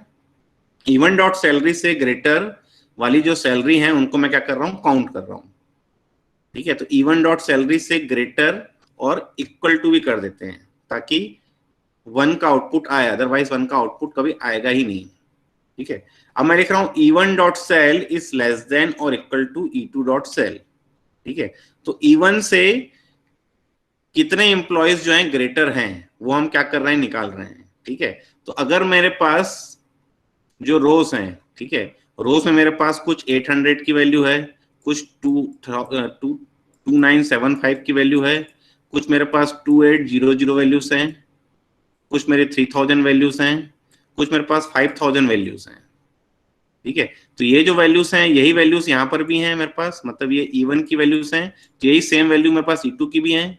अब E1 की वैल्यू अगर 800 मेरी अंदर जा रही है तो यहाँ पर भी ये 800 2975 से कंपीट करेगा। तो 800 इज लेस देन 800, ट्रू मिलेगा, ट्रू मिलेगा तो 1 आ रहा है, और 800 इज लेस देन 2975, कंडीशन अभी भी ट्रू हो रही है। ठीक है, तो कंडीशन ट्रू हो रही तो मैं क्या कर रहा हूं, इसको चेंज कर रहा हूं और इसको मैं कर देता हूं ग्रेटर देन। ठीक है, क्योंकि मुझे हाईएस्ट निकालना है, मुझे लोएस्ट नहीं निकालना है। ठीक है, तो मुझे सॉरी मैं अभी जब मेरे को हाईएस्ट निकालना है तो मेरे को लेस देन ही करना पड़ेगा, ये मैं लोएस्ट वाली क्वेरी निकाल रहा था। ठीक है, अगर इसको हम एग्जीक्यूट करके देखें तो आप देखिए ये आउटपुट आपको दिखाएगा किंग। किंग क्यों दिखा रहा है, क्योंकि इसकी सैलरी सबसे ज्यादा है। अगर इसी क्वेरी को मैं चेंज करके यहाँ पे क्या करूं, 2 कर दूं, तो दो एम्प्लॉइज के नेम दिखा रहा है जिनकी सैलरी जो है सेकंड हाईएस्ट है। अब इसको अगर मैं जनरलाइज क्वेरी बनाऊं तो मैं यहाँ पे कर देता हूं $n। तो $n करने से क्या होगा कि अब ये n की वैल्यू पूछेगा मुझसे। अगर मैं 1 डाल रहा हूं तो फर्स्ट हाईएस्ट, अगर मैं 2 डाल रहा हूं तो third highest, sorry second highest, 3 डाल रहा हूं तो थर्ड हाईएस्ट, 4 डाल रहा हूं तो फोर्थ हाईएस्ट, 5 डाल रहा हूं तो फिफ्थ हाईएस्ट, 6 डाल रहा हूं तो सिक्स्थ हाईएस्ट, 7 डाल रहा हूं तो सेवंथ हाईएस्ट, 8 डाल रहा हूं तो 8th हाईएस्ट, 9 डाल रहा हूं तो 9th हाईएस्ट। ये मेरे ख्याल से 10th हाईएस्ट तक जाएगा, उसके आगे नहीं जाएगा। 11th हाईएस्ट तक चला गया है, 12th हाईएस्ट भी दिखा रहा है, हाँ 12th हाईएस्ट तक ही दिखाएगा, क्योंकि 2 ऐसे एम्प्लॉयज हैं जिनकी सैलरी 3000 है और 2 एम्प्लॉयज ऐसे हैं जिनकी सैलरी 2875 है। ठीक है, तो जो सेम वाले हैं उनकी वैल्यूज यहाँ पे दिखा रही है। देखिए मॉर्डन मार्टिन का एक साथ दिखा दिया है और सेकंड हाईएस्ट में भी 2 एम्प्लॉयज की नेम आपको दिखा रहे थे, स्कॉट एंड फोर्ड। क्लियर है? So this is the query to generate the maximum highest salary. ठीक है, nth मैक्सिमम हाईएस्ट सैलरी। ठीक है, अगर nth लोएस्ट सैलरी निकालना है तो मैं क्या करना पड़ेगा, इंस्टेड ऑफ लेस देन मुझे क्या करना पड़ेगा, मुझे यूज करना पड़ेगा ग्रेटर देन। ठीक है, तो अगर मैं ग्रेटर देन निकाल रहा हूं, तो अगर मैं फर्स्ट लोएस्ट निकाल रहा हूं तो फर्स्ट लोएस्ट मिल रहा है मुझे स्मिथ। ठीक है, फर्स्ट लोएस्ट मुझे मिल रहा है स्मिथ। तो स्मिथ की अगर आप सैलरी वैल्यू देखेंगे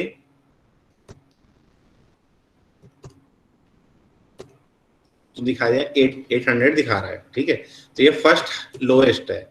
सेकंड लोएस्ट निकालना है तो भी निकल जाएगी, थर्ड लोएस्ट निकालना है तो भी निकल जाएगी, फोर्थ लोएस्ट, ऐसे करके आप बाकी वैल्यूज को भी आप क्या कर सकते हैं, निकाल सकते हैं। क्लियर है? तो ये भी हम किससे बना रहे हैं, एक सिंगल कोलेटेड क्वेरी से हम क्या कर रहे हैं, जनरेट कर पा रहे हैं। ठीक है, अगर मैं सब क्वेरी से जनरेट करने लगा कि 500 हाईएस्ट निकालिए तो मुझे 501 टाइम क्या करना पड़ेगा, नेस्टिंग करनी पड़ेगी। क्लियर है? So this is the power of correlated query, कि एक ही कोलेटेड क्वेरी से आप क्या कर सकते हैं, इस रिजल्ट को आप जनरेट कर सकते हैं। क्लियर है? तो दिस इज ऑल अबाउट सब क्वेरीज एंड कोलेटेड क्वेरी। किसी को कोई डाउट है तो पूछिए, अदरवाइज हम फिर आगे बढ़ेंगे। Any doubt? तो इसमें मार्क्स सैलरी स्पेसिफाई करना नहीं पड़ता? क्या बोल रहे हो, मार्क्स को?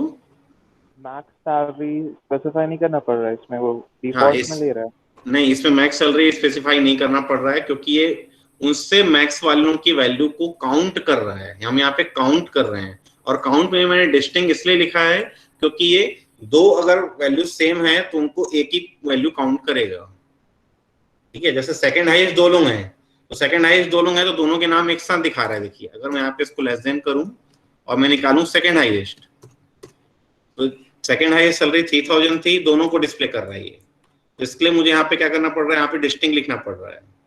तो ये क्या कर रहा है, ऑटोमेटिकली काउंट कर रहा है कि इस E1 डॉट सेल, मतलब E1 डॉट सेल क्या है, 3000 है, क्योंकि मैंने सेकंड हाईएस्ट निकाला है। तो सेकंड हाईएस्ट में E1 डॉट सेल मैंने लिया है 3000 से ग्रेटर वैल्यूज कितनी है, तो 3000 से ग्रेटर जो है वो 5000 है और इक्वल टू 3000 है, ठीक है। लेस देन और इक्वल टू लिखा है ना मैंने कि 3000 is less than equal to, और मैंने E2 डॉट सैलरी लिखा है, तो E2 डॉट सैलरी में 5000 और 3000 ये दो ही वैल्यू हैं जो उसके या तो ग्रेटर है या तो उसके इक्विवेलेंट है। तो ये ऑटोमेटिकली क्या करेगा, उसका काउंट निकालेगा 2 और 2 मैच करेगा, तो ये आउटपुट आपको मिल रहा है सेकंड हाईएस्ट, ठीक है। अगर मैं यहाँ पे थर्ड हाईएस्ट दे देता हूँ तो थर्ड हाईएस्ट सैलरी जो है वो क्या है आपका, शायद 2975 है, तो यहाँ पे आ जाएगा 2975। तो 2975 से ग्रेटर वैल्यूज कौन कौन सी हैं, 5000 एंड 3000, और उसके इक्विवेलेंट वैल्यू जो है वो 2975। तो काउंट जो आएगा, काउंट आएगा 3 और 3 मैच करेगा, तो उसका भी आपको आउटपुट नजर आ जाएगा। अगर इस क्वेरी को मैं रन करूं तो 2975 में थर्ड हाईएस्ट आपको क्या कर रहा है, निकाल के दे रहा है। क्लियर है? और किसी कोई doubt? Any more doubt? Sir N की वैल्यू 3 डाल रहे हैं तो कौन डिस्टिंक्ट सेल के वैल्यू 3 आ रही है, वो कैसे आ रही है? वो कैसे आ रही है? अच्छा, एक काम करते हैं, इस क्वेरी को मैं कॉपी करता हूं, है ना।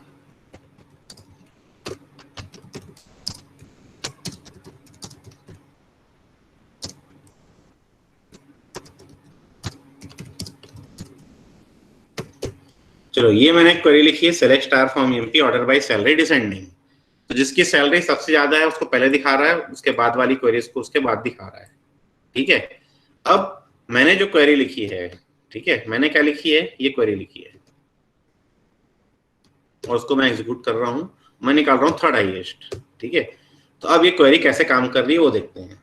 ये क्या कर रहा है, ईएमपी टेबल की पहली रो को ले जा रहा है अंदर, ठीक है। पहली रो जो है वो क्या है,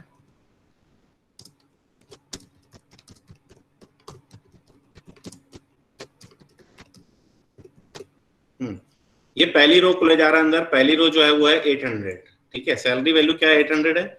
इसको क्या कर रहा है, इन सब से मैच कर रहा है, ठीक है, कि 800 इज लेस देन और equals to, 800 is less than equals to 800, condition is true.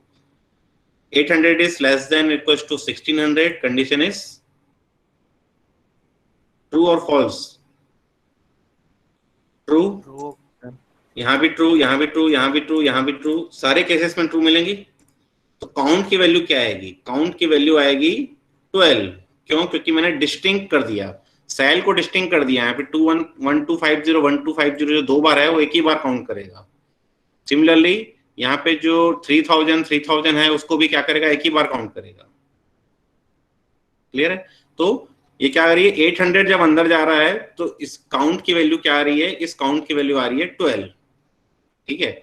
अब अगर मैं 5000 को अंदर ले जाता हूं, ठीक है, यहां तक मैंने पूरा प्रोसेस कर लिया है, इस 5000 को मैं अंदर ले जा रहा हूं, ठीक है। तो 5000 को जब मैं अंदर ले जा रहा हूं तो 5000 is less than 800, false, less than equal to 1600, false, less than equal to 1250, false false false false. सिर्फ और सिर्फ 5000 में ट्रू मिलेगा। ट्रू मिलेगा तो इस काउंट को क्या करेगा, काउंट जो मिलेगा मुझे वो मिलेगा 1, ठीक है। मतलब अंदर मैं क्या कर रहा हूं, उस सैलरी का रैंक निकाल रहा हूं, ठीक है। उस सैलरी का रैंक निकाल रहा हूं कि उस सैलरी कौन सा रैंक पे है। उस रैंक को मैं क्या कर रहा हूं, इस रैंक से मैं अगर मैच कर रहा हूं तो अगर दोनों मैच कर जा रहा है तो उस रैंक वाले नेम को क्या कर रहा है, डिस्प्ले कर रहा है, ठीक है। फॉर एग्जाम्पल अगर मैं निकाला था सपोज 2975 अंदर ले जा रहा हूं मैं, तो 2975 से ग्रेटर और 2975 से इक्वल कितनी वैल्यूज हैं, तो एक तो ये मिली, ठीक है, सेकंड ये मिली, थर्ड ये मिली, और कोई वैल्यू नहीं क्योंकि ये तो मेरा डिस्टिंक्ट में हट गया है, ठीक है। 3 वैल्यूज मिली, तो 2975 थर्ड हाईएस्ट है, ठीक है। तो अगर मैं यहाँ पर n की वैल्यू 3 सपोर्ट कर रहा था तो ये 2975 मुझे आउटपुट मिल रहा था, थर्ड हाईएस्ट मिल रहा था मुझे। क्लियर है? तो ये इस तरह वर्क कर रही है आपकी कोलेटेड क्वेरी। क्लियर है कि और डाउट है अभी भी? Yes, okay sir. क्लियर है? और किसी को डाउट है? Any more doubts? Any more doubts? No sir.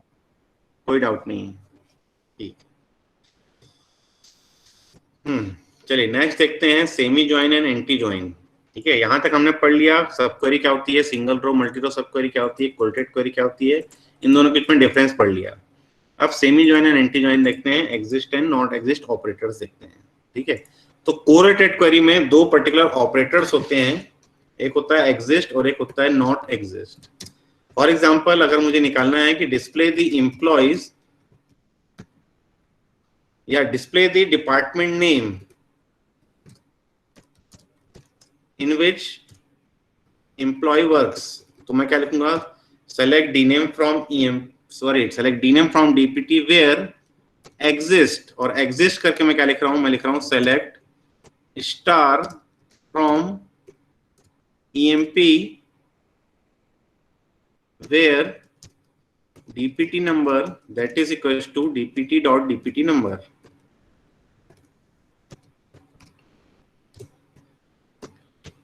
यार ये कोरिलेटेड क्वेरी है, कैसे पता चला, कोरिलेटेड क्वेरी इससे पता चला कि इस dpt को मैं क्या कर रहा हूं, अंदर मैं dpt नंबर से रेफर कर रहा हूं, मतलब इसकी पहली रो जाएगी अंदर और उसके 14 रोज से क्या होगा, मैच करेगा। ठीक है, तो पहली रो जो डीपीटी की वो 10 है, तो 10 जो है अंदर 3 बार मैच करेगा। ठीक है, 3 बार मैच करेगा, तो ये एग्जिस्ट क्या कर रहा है, एग्जिस्ट चेक कर रहा है कि इनर क्वेरी में कोई आउटपुट आ रहा है कि नहीं आ रहा है, मतलब एग्जिस्टेंस ऑफ इनर क्वेरी क्या कर रहा है, वो चेक कर रहा है। अगर इनर क्वेरी में एक भी आउटपुट आया तो इस पर्टिकुलर डिपार्टमेंट नेम को क्या करेगा, वो डिस्प्ले करेगा। और अगर अंदर नल आया, फॉर एग्जाम्पल डिपार्टमेंट 10 में एम्प्लॉयज हैं तो अंदर वैल्यूज आएंगी, डिपार्टमेंट 20 में एम्प्लॉयज हैं तो अंदर वैल्यूज आएंगी, डिपार्टमेंट 30 में एम्प्लॉयज हैं तो अंदर वैल्यूज आएंगी। लेकिन डिपार्टमेंट 40 जो ऑपरेशंस डिपार्टमेंट है उसमें dpt.dpt नंबर मेरा 40 है और emp.dpt नंबर जो है वो 10, 20, 30 के पूरी 14 रोज को क्या कर रहा है, इन 14 रोज को क्या कर रहा है, ले रहा है। ठीक है, लेने के बाद क्या होगा कि एक भी वैल्यू इसमें मैच नहीं करेगा तो ये क्या रिटर्न करेगा, ये रिटर्न करेगा नल। ये नल रिटर्न करेगा तो ये क्या करेगा, उस डिपार्टमेंट को डिस्प्ले नहीं करेगा। क्लियर है, एग्जिस्टेंस चेक कर रहा है इनर क्वेरी का। ठीक है, इनर क्वेरी में एक भी रो रिटर्न कर रही है, दैट मींस वो डिपार्टमेंट एग्जिस्ट करता है, मतलब उसमें एम्प्लॉयज एग्जिस्ट कर रहे हैं, उस डिपार्टमेंट को क्या करिए, डिस्प्ले कर दीजिए। तो अगर मैं इस क्वेरी को एग्जीक्यूट करूं तो देखिए इसमें आउटपुट आएगा।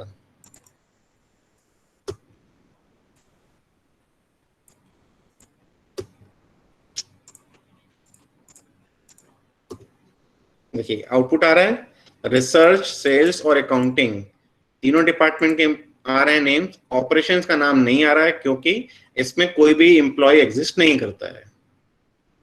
सिमिलरली अगर मुझे चाहिए कि ऐसे डिपार्टमेंट के एम्प्लॉयज दिखाइए जिसमें एक भी एम्प्लॉय एग्जिस्ट नहीं कर रहा है, तो उसमें मैं लिखूंगा नॉट एग्जिस्ट। तो नॉट एग्जिस्ट मतलब ऐसा डिपार्टमेंट डिस्प्ले कीजिए जिसमें एक भी एम्प्लॉय एग्जिस्ट नहीं कर रहे हैं। तो not exist checks for the null existence, अगर अंदर नल है तो ही अंदर बाहर का जो डिपार्टमेंट है वो क्या करेगा, डिस्प्ले करेगा, अदरवाइज वो डिस्प्ले नहीं करेगा। क्लियर है, तो ये जो एग्जिस्ट और नॉन एग्जिस्ट है इसको हम क्या करते हैं, इसको हम सेमी ज्वाइन और एंटी ज्वाइन से क्या करते हैं, डिनोट करते हैं। ये हो गया हमारा semi join are, semi join S, और ये हो जाता है आपका एंटी ज्वाइन जिसमें हमें लिखना पड़ता है R anti join S. Clear है, सॉरी आर, और ये इस तरह रहता है आर सेमी ज्वाइन एस और आर एंटी ज्वाइन एस। ठीक है, इसको हम लोग थ्योरी में पढ़ेंगे, जब हम थ्योरी में पढ़ेंगे इसको। ठीक है, तो प्रैक्टिकली ये एग्जिस्ट और नॉट एग्जिस्ट से काम करता है, थ्योरेटिकली वो anti join and semi join and anti join करके थ्योरेटिकली हम पढ़ेंगे। क्लियर है, तो ये एग्जिस्ट और नॉट एग्जिस्ट दोनों जो है वो कोरिलेटेड क्वेरी का पार्ट है, क्योंकि अंदर जो हम कोरिलेट कर रहे हैं dpt.dpt नंबर करके हम क्या कर रहे हैं, डीपीटी को अंदर कोरिलेट कर रहे हैं ईएमपी की सारी रोज के साथ। क्लियर है, सो ये हो गया आपका anti join and semi join भी खत्म हो गया है। अब हम देखते हैं टॉप एन एनालिसिस। ठीक है, जिसमें हमें दो पर्टिकुलर डेटा टाइप पढ़ने, एक है रो आईडी, एक है रो नम। ठीक है, तो अगर मैं यहाँ पे क्वेरी लिखता हूँ सेलेक्ट स्टार फ्रॉम ईएमपी, तो इसमें क्या दिखा रहा है आपको? 8 कॉलम्स दिखा रहा है, 14 रोज दिखा रहा है। अगर मैं डिस्क्रिप्शन देख रहा हूँ ईएमपी का, तो उसमें भी मुझे यहाँ पर क्या कर रहा है कि 8 कॉलम्स दिखा रहा है, 1 2 3 4 5 6 7 8। मतलब डेटा डिक्शनरी में जो इसका जो डेफिनेशंस स्टोर्ड हैं, उनकी कॉलम डेफिनेशंस, वो 80 कॉलम्स स्टोर्ड हैं, ठीक है। लेकिन ओरेकल में क्या होता है, ओरेकल में 2 एक्स्ट्रा कॉलम और रहते हैं, ठीक है, तो उसको हम बोलते हैं row ID and row num. Row ID comma row num comma emp dot star from emp। तो इंस्टेड ऑफ दिस 8 कॉलम्स, ये क्या कर रहा है, 2 कॉलम और दिखा रहा है आपको। एक है आपका रो आईडी, एक है आपका रो नम।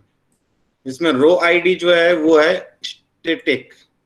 स्टैटिक मीन्स एक रो को जो रो आईडी असाइन हो गई है, ये 20 to 22 कैरेक्टर्स की कोई रो आईडी है, वो असाइन हो गई तो वो आईडी चेंज नहीं होगी, ठीक है। बल्कि रो नम जो है वो क्या है, डायनेमिक है। डायनेमिक है मतलब वो क्या कर रहा है, अकॉर्डिंग टू क्वेरी वो क्या कर रहा है, चेंज हो जा रहा है, ठीक है। मतलब क्वेरी के अकॉर्डिंगली वो क्या कर रहा है, रो के नंबर्स को डिस्प्ले कर रहा है। अभी ये फर्स्ट रो स्मिथ की ये है, सेकेंड रो ये है, थर्ड रो ये है, तो ये ऐसे रो नम्स को क्या कर रहा है, डिस्प्ले कर रहा है, ठीक है। मैं चाहूँ तो इन रो नम्स को मैं चेंज कर सकता हूँ, ये डायनेमिक है, ये अकॉर्डिंग टू क्वेरी चेंज हो जाएगा, ठीक है। आगे देखते हैं कैसे चेंज होगा। तो every table have 2 extra attributes, row ID and row num. This are the pseudo columns. Pseudo columns present in every table. अगर मैं यहाँ पे लिखा हूँ सेलेक्ट स्टार फ्रॉम स्टूडेंट, तो उसमें भी अभी जो सेलेक्ट स्टार फ्रॉम स्टूडेंट लिख रहे हैं तो इसमें सिर्फ यही 6 कॉलम्स दिख रहे हैं। लेकिन अगर मैं लिख रहा हूँ select row ID comma row num comma student dot star from student, तो देखिए 2 एक्स्ट्रा एट्रीब्यूट यहाँ पे आपको मिल रहे हैं। क्लियर है? 1 to 8 मेरे पास रोज हैं, तो ये सारे रो को एक क्या कर रहा है, नंबर और साइन करके दे रहा है, ठीक है। अब इनका यूज देखते हैं। हमें चाहिए, हमने लिखा सेलेक्ट स्टार फ्रॉम ईएमपी, ठीक है।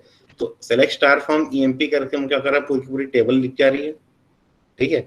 अब मुझे चाहिए कि डिस्प्ले दी सेकंड हाईएस्ट या डिस्प्ले टॉप 5 अर्नर्स, ठीक है। अगर मुझे टॉप 1 अर्नर चाहिए, टॉप 1 अर्नर मतलब जिसकी सैलरी सबसे ज्यादा है कंपनी में, ठीक है, तो वो मुझे मिल रहा है किंग, ठीक है। वो मैं एक simple C single row sub query से बना पा रहा हूं मैं, ठीक है। लेकिन मुझे टॉप 5 अर्नर्स चाहिए। टॉप 5 अर्नर्स मतलब अगर मैं लिखूं select star from EMP order by salary descending, ठीक है, तो ये डिसेंडिंग ऑर्डर में क्या कर रहा है, सैलरीज को सॉर्ट कर रहा है और उसके हिसाब से नेम्स को डिस्प्ले कर रहा है। अब मुझे टॉप 5 अर्नर्स चाहिए, मतलब ये टॉप 5 रोज को क्या करना है, मुझे डिस्प्ले करना है, ठीक है। मतलब किंग, फोर्ड, स्कॉट, जोन्स और ब्लेक मेरे पास आउटपुट में आना चाहिए, because these are my top 5 earners.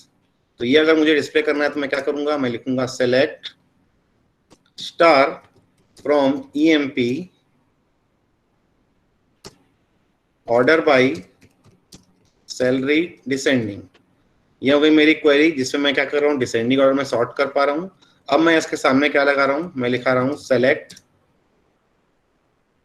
Star from, instead of table name मैंने क्या किया यहाँ पर, इस टेबल को, इस क्वेरी को डाल दिया। इस क्वेरी का जो आउटपुट आएगा वो मेरे लिए टेबल की तरह ऐड करेगा। अब मैं इसमें लगा रहा हूँ वेयर, और वेयर करके मैं लिख रहा हूँ रो नम इज लेस देन और इक्वल टू 5।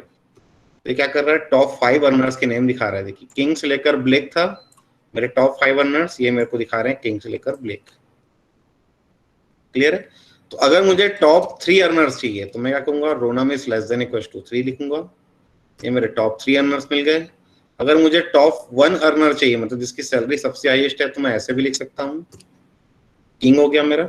लेकिन इसमें एक ड्रॉबैक ये है कि अगर मैं निकालूं टॉप 2 अर्नर्स, तो टॉप 2 अर्नर्स मतलब स्टार्टिंग की 2 ही रो में निकाल रहा हूं, किंग और स्कॉट, ठीक है, स्कॉट की सैलरी 3000 है, लेकिन 3000 एक और की सैलरी है, वो है फोर्ड की यहाँ पे आउटपुट में एंट्री नहीं दिख रही है।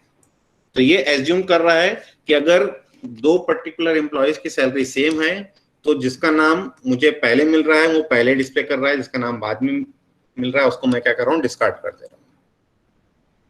क्लियर है? तो ये क्या कर रहा है, टॉप एन एनालिसिस पढ़ रहे हैं, मतलब टॉप 5 रोज या टॉप 2 रोज या टॉप एन रोज में क्या कर रहा हूँ, प्रिंट कर सकता हूँ। क्लियर है?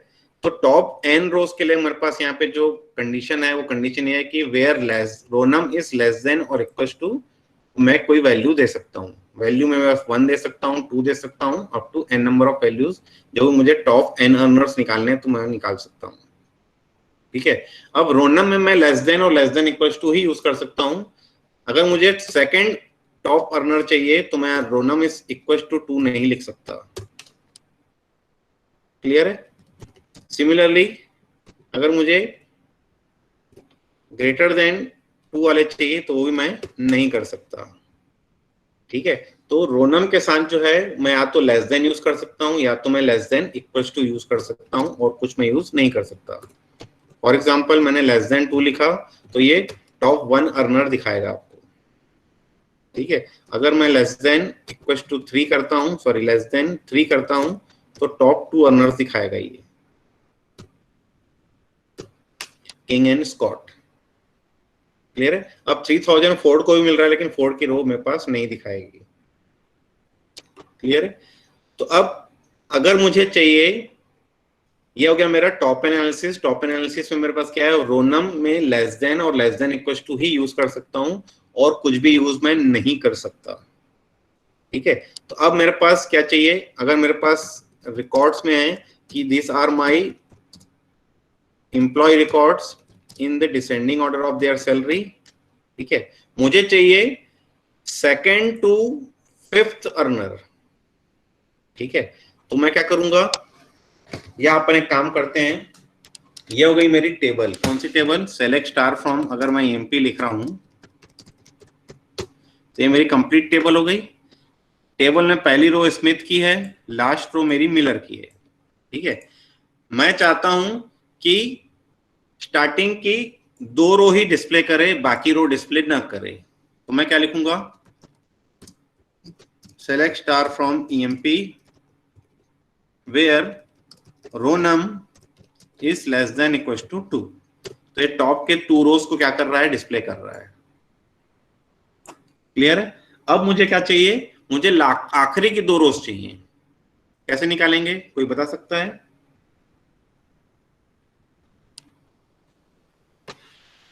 कोई बता सकता है कि आखिरी की 2 रोज कैसे निकालेंगे?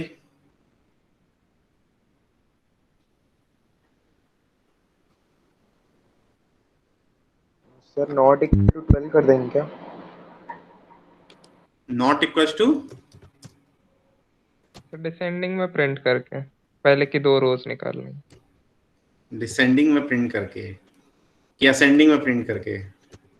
असेंडिंग में। चलिए देखते हैं आपने जो आंसर दिया है वो होता है कि नहीं। ऑर्डर बाय सैलरी असेंडिंग करेंगे और फिर हम क्या लेंगे, where rownum is less than equal to 2। तो मुझे फोर्ड और मिलर आना चाहिए, नहीं है।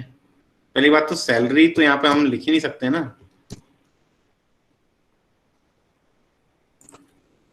सैलरी छोड़ी, मुझे तो अब आखिरी की 2 रो चाहिए मुझे। तो यहाँ पे select star from EMP order by rownum ascending is rownum descending, है ना। रोनम डिसेंडिंग किया और उसके बाद मैं क्या कर रहा हूँ, फिर से rownum is less than equal to 2 कर रहा हूँ। देखते हैं इससे आउटपुट आता है कि नहीं आता है। तो देखिए फोर्ड और मिलर आ गया, आ रहा है समझ में। तो ऐसे भी हम कर सकते हैं, ये क्वेरी भी सही है, लेकिन एक्चुअली हमें करना क्या चाहिए, ये मेरी अगर कंप्लीट टेबल है, मुझे आखिरी की 2 रो डिस्प्ले करनी है, तो मैं क्या लिख रहा हूं, मैं लिख रहा हूं टॉप एन रोज, मतलब टॉप ऑल रोज माइनस, और माइनस कर रहा हूं मैं top row num is less than equals to, अब row num is less than equals to मैं क्या लिखूं, आखिरी की 2 रोज चाहिए मुझे, मेरे पास टोटल 14 रोज हैं, उसमें से मैंने क्या किया, पहले 14 रोज ले ली, 14 रोज में से मैं क्या करूंगा, टॉप 12 रोज को क्या करूंगा, माइनस करूंगा, तब मुझे आखिरी की 2 रो मिलेगी, यहाँ मैं लिखूंगा 12, तो आखिरी की 2 रोज मुझे यहाँ पे क्या की मिलेगी।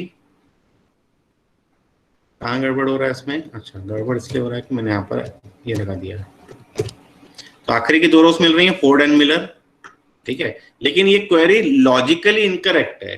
क्यों इनकरेक्ट है, क्योंकि यहाँ मैं रोज काउंट कर रहा हूँ कि भैया 14 रोज हैं, तो मैंने यहाँ पे 12 लिख दिया, ठीक है, अगर एक रो बाद में इंसर्ट कर दूंगा, आखिरी की 2 रोज निकालेंगे तो भी 12 के हिसाब से तो आउटपुट गलत आएगा, तब तो 3 रोज मिलेगी मुझे, ठीक है। तो यहाँ पे मुझे क्या करना है, जनरलाइज क्वेरी लिखना है, तो मुझे यहाँ पे क्या लिखना पड़ेगा, यहाँ पे एक सब क्वेरी यूज करनी पड़ेगी, लेस देन इक्वल्स टू, और यहाँ पे मैं क्या कर रहा हूँ, मैं लिख रहा हूँ select count star -2 from EMP। तो काउंट स्टार की वैल्यू आएगी number of rose present in the table, तो अभी नंबर ऑफ रोज जो है वो 14 है, तो 14 - 2 12, यहाँ पे क्या हो जाएगा, ये 12 ऑटोमेटिकली आ जाएगा, जो यहाँ मैंने 12 लिखा था। अब अगर एक रो मैंने इंसर्ट कर दी तो 15 हो जाएगा, तो 15 - 2 यहाँ पे हो जाएगा 13 होगा, तो आखिरी की 2 रोज डिस्प्ले करेगा, मतलब मिलर और जो न्यूली एडेड रोज है उसको क्या करेगा, वो प्रिंट करेगा। क्लियर है, so this is more generalize query. Clear है, और अब देखिए जो मैंने कहा था आप लोगों को कि रोनम जो होता है, ठीक है, रोनम जो होता है वो क्या होता है, डायनेमिक होता है ना। तो अगर मैंने यहाँ पे लिखा था कि select rownum EMP dot star from EMP, ये रोनम स्मिथ को जो रोनम मिला था वो क्या मिला था, 1 मिला था। अब अगर मैं लिखता हूं सेलेक्ट रोनम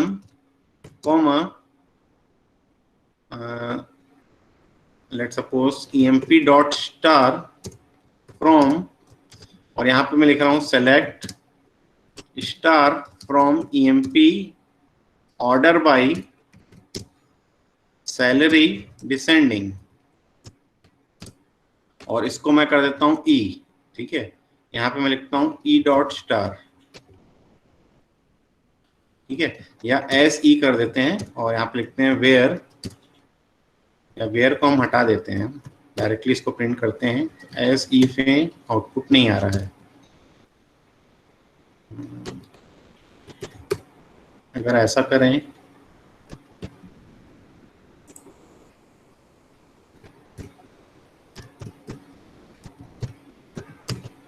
तो भी आउटपुट नहीं आएगा, क्योंकि यहाँ पे टेबल का नेम चाहिए ना। या एक काम करते हैं, आप कंप्लीट कॉलम नेम दे देते हैं, EMP number E name salary, 3 ही कॉलम लेता हूं मैं यहाँ पर ना।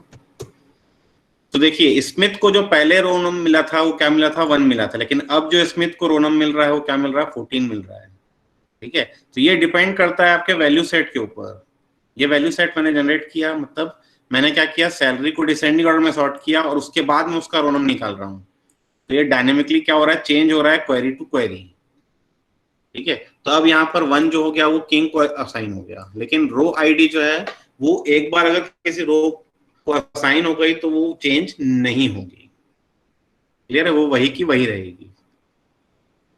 क्लियर है, तो टॉप 5 अर्नर जब मैं निकाल रहा था तो मैं क्या कर रहा था, मैं वही यूज कर रहा था, जो रोनम यूज किया मैंने वो मैंने डायनेमिकली, ये देखो यहाँ पे मैंने एक वैल्यू सेट जनरेट किया, तो ये जो रोनम मेरा अब इस वैल्यू सेट के हिसाब से बना, उसमें मैंने लगाया rownum is less than equals to 5, ठीक है। तो अब इस रोनम में यहाँ पे ये 1 था, ये 2 था, ये 3 था, अप टू ये 14 थे, तो उसमें मैंने क्या किया, रोनम इज लेस देन 5 करके स्टार्टिंग के 5 रोज को क्या किया, जनरेट किया।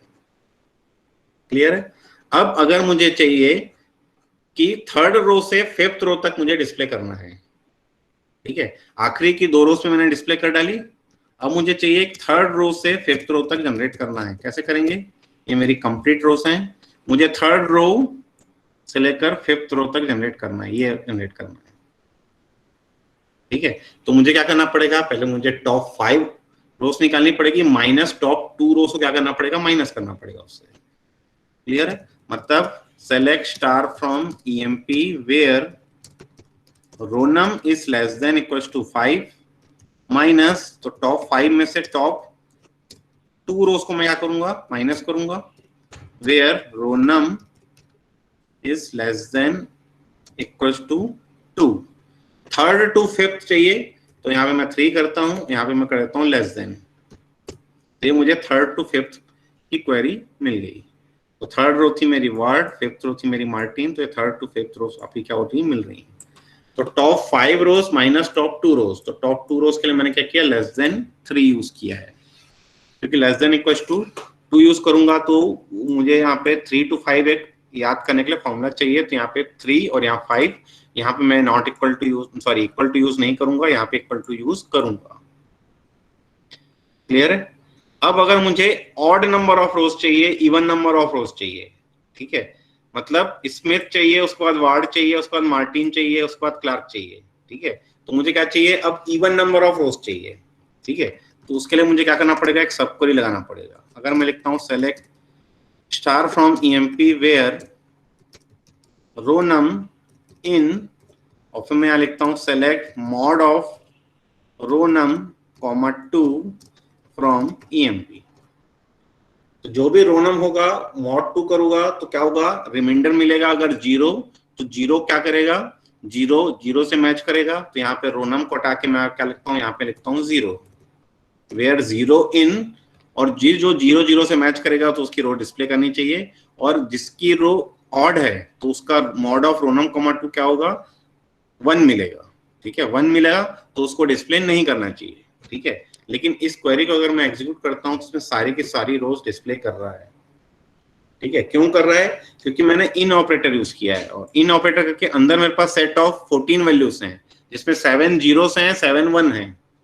तो ये 0 इनमें से एक भी वैल्यू को सेटिस्फाई कर गया तो पूरी की पूरी डिस्प्ले करना ही है उसको, ठीक है। तो इस केस में मुझे क्या करना पड़ेगा, मुझे अब लगाना पड़ेगा रो आईडी भी। तो यहाँ मुझे यहाँ पे लिखना पड़ेगा row ID comma 0 in select row ID comma mod of row num comma 2 from EMP. तो रो आईडी मैच करेगा और 0 उनके मॉड से मैच करेगा। तो ये मेरी क्या हो गई, ये मेरी इवन नंबर ऑफ रोज निकली है, ठीक है। क्यों, क्योंकि मैंने 0 से मैच किया है। तो ये इवन मतलब Allen Jones up to Miller तक आ रहा है, Allen Jones up to Miller तक आ रहा है, ठीक है। अगर मुझे ऑड नंबर ऑफ रोज चाहिए तो मैं यहाँ क्या लिखूंगा, मैं यहाँ पे लिखूंगा 1। तो ये मेरी तब ये मेरी ऑड नंबर ऑफ रोज निकालेगा। तो odd number of rows 1 3 5 7 up to 13 तक की वैल्यूज क्या कर रहा है, निकाल के दे रहा है। क्लियर है? तो यहाँ मुझे रो आईडी को रो आईडी से मैच करना पड़ेगा, 1 को से मॉड से मैच करना पड़ेगा, mod of row num comma 2 से मैच करना पड़ेगा। अगर मॉड की वैल्यू 1 आ रही मतलब वो ऑड है, मॉड की वैल्यू 0 आ रही मतलब वो इवन है। क्लियर है? हाँ, अब अगर मुझे चाहिए कि एवरी थर्ड रो चाहिए, मुझे कैसे निकालेंगे, कौन बता सकेगा? Display every third row, mod 3 हाँ। तो अगर हम देखें यहाँ पर, हमने यहाँ पे मॉड निकाला था रोनम कॉमा 2, तो एवरी सेकेंड रो निकाल के दिखा रहा था ये, ठीक है। इसी क्वेरी में अगर मैं चेंज करके मैं इसको अगर 0 कर देता हूं और यहाँ पे कर देता हूं 3, तो ये क्या करेगा, एवरी थर्ड रो डिस्प्ले करेगा मुझे। क्लियर है? तो थर्ड रो मतलब वार्ड है, वार्ड के बाद 2 छोड़ के फिर ब्लैक है, तो वार्ड एंड ब्लैक दिखा रहा है आपको। ऐसे करके आगे भी रोज जनरेट कर रहा है। क्लियर है? So this is all about rowid, rownum and top N analysis. किसी कोई डाउट है तो पूछ सकते हैं। बाकी रो आईडी का एक एग्जांपल मैंने और बताया था, जो आज सुबह ही बताया मैंने, डिलीट दी डुप्लीकेट्स, ठीक है। तो डुप्लीकेट के लिए भी रो आईडी मैच कर रहे थे हम लोग क्या लिख रहे थे, चलिए देखते हैं फिर से वाली क्वेरी को। अगर हम लिख रहे थे select star from stood 1 to 1, यहाँ पर अभी डुप्लीकेट्स नहीं है। अगर मैं डुप्लीकेट्स इंसर्ट करूं, इंसर्ट इनटू स्टूड 121, और फिर मैं लिखता हूँ select student name comma roll number comma sem comma branch comma P number comma marks from student where P number that is equal to 121। ये 4 रोज ऐड कर दिया और 4 रोज ऐड कर देते हैं, और 4 रोज ऐड करके मैं कमिट कर देता हूँ। यहाँ पे मेरे पास जो है, अब मेरे पास डुप्लीकेट वैल्यूज आ गई हैं। ठीक है, मुझे क्या करना है, डुप्लीकेट्स को डिलीट करना है। तो मैंने क्या लिखा, delete from table name, table name is स्टूड121। ठीक है, वेयर, और वेयर करके मैं क्या लिख रहा हूँ, रो आईडी नॉट इन, और यहाँ पे लिख रहा हूँ select min of row ID from table name is स्टूड121, ग्रुप बाई, और ग्रुप बाई करके मैं सारे कॉलम का क्या कर रहा हूं, एक ग्रुप बना दे रहा हूं। Name, roll number, Sam, branch, P number and marks. ठीक है, तो ये क्या कर रहा है कि इनका एक ग्रुप बना रहा है। इस ग्रुप में जो मिनिमम रो आईडी है उसको छोड़ रहे हैं, नॉट इन मतलब उसको हम छोड़ रहे हैं, बाकी को डिलीट कर दे रहे हैं। ठीक है, तो हम देखें तो राम 13140 इसका क्लस्टर बना रहे हैं, तो ये पहली रो है। फिर ये राम,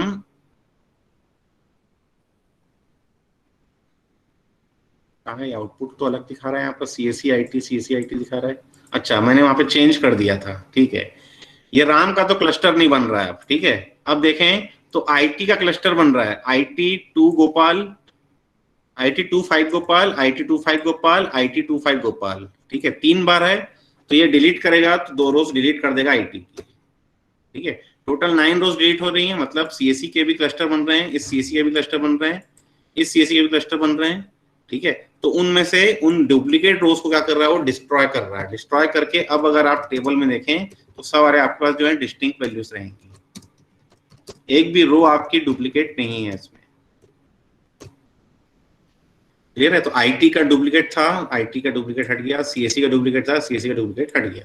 बाकी ये राम गोपाल, राम की रोज जो है इनके तो एक भी डुप्लीकेट थे ही नहीं, पहले भी नहीं थे हमारे पास। ठीक है, तो जो नहीं थे उसको छोड़ दिया है, उसको एज इट इज रखा है, और जो डुप्लीकेट्स थे उन डुप्लीकेट्स को क्या कर दिया हमने, डिस्ट्रॉय कर दिया है। तो डुप्लीकेट निकालने के लिए हमने क्या किया, हमने निकाला मिनिमम ऑफ रो आईडी, इनके ग्रुप का मिनिमम रो आईडी छोड़ के बाकी को आप क्या कर दीजिए, डिलीट कर दीजिए। ठीक है, तो इस राम 13140 का एक ही मिनिमम मिला, वो यही था। गोपाल का भी एक ही मिला, इस राम का भी वही मिला, इस राम का भी वही मिला। लेकिन इस CSE 13 राम 12170 का क्या कर रहा है, 2 बार मिल रहा था, 3 बार मिल रहा था, तो जो डुप्लीकेट्स थे उनको हम क्या कर रहे हैं, डिस्ट्रॉय कर दिए। क्लियर है, so this is the example of row ID and row num जो हम डिलीट में यूज कर रहे हैं। अब यहाँ पर मेरा लैब खत्म हो गया है, किसी कोई डाउट है तो वो पूछ सकता है।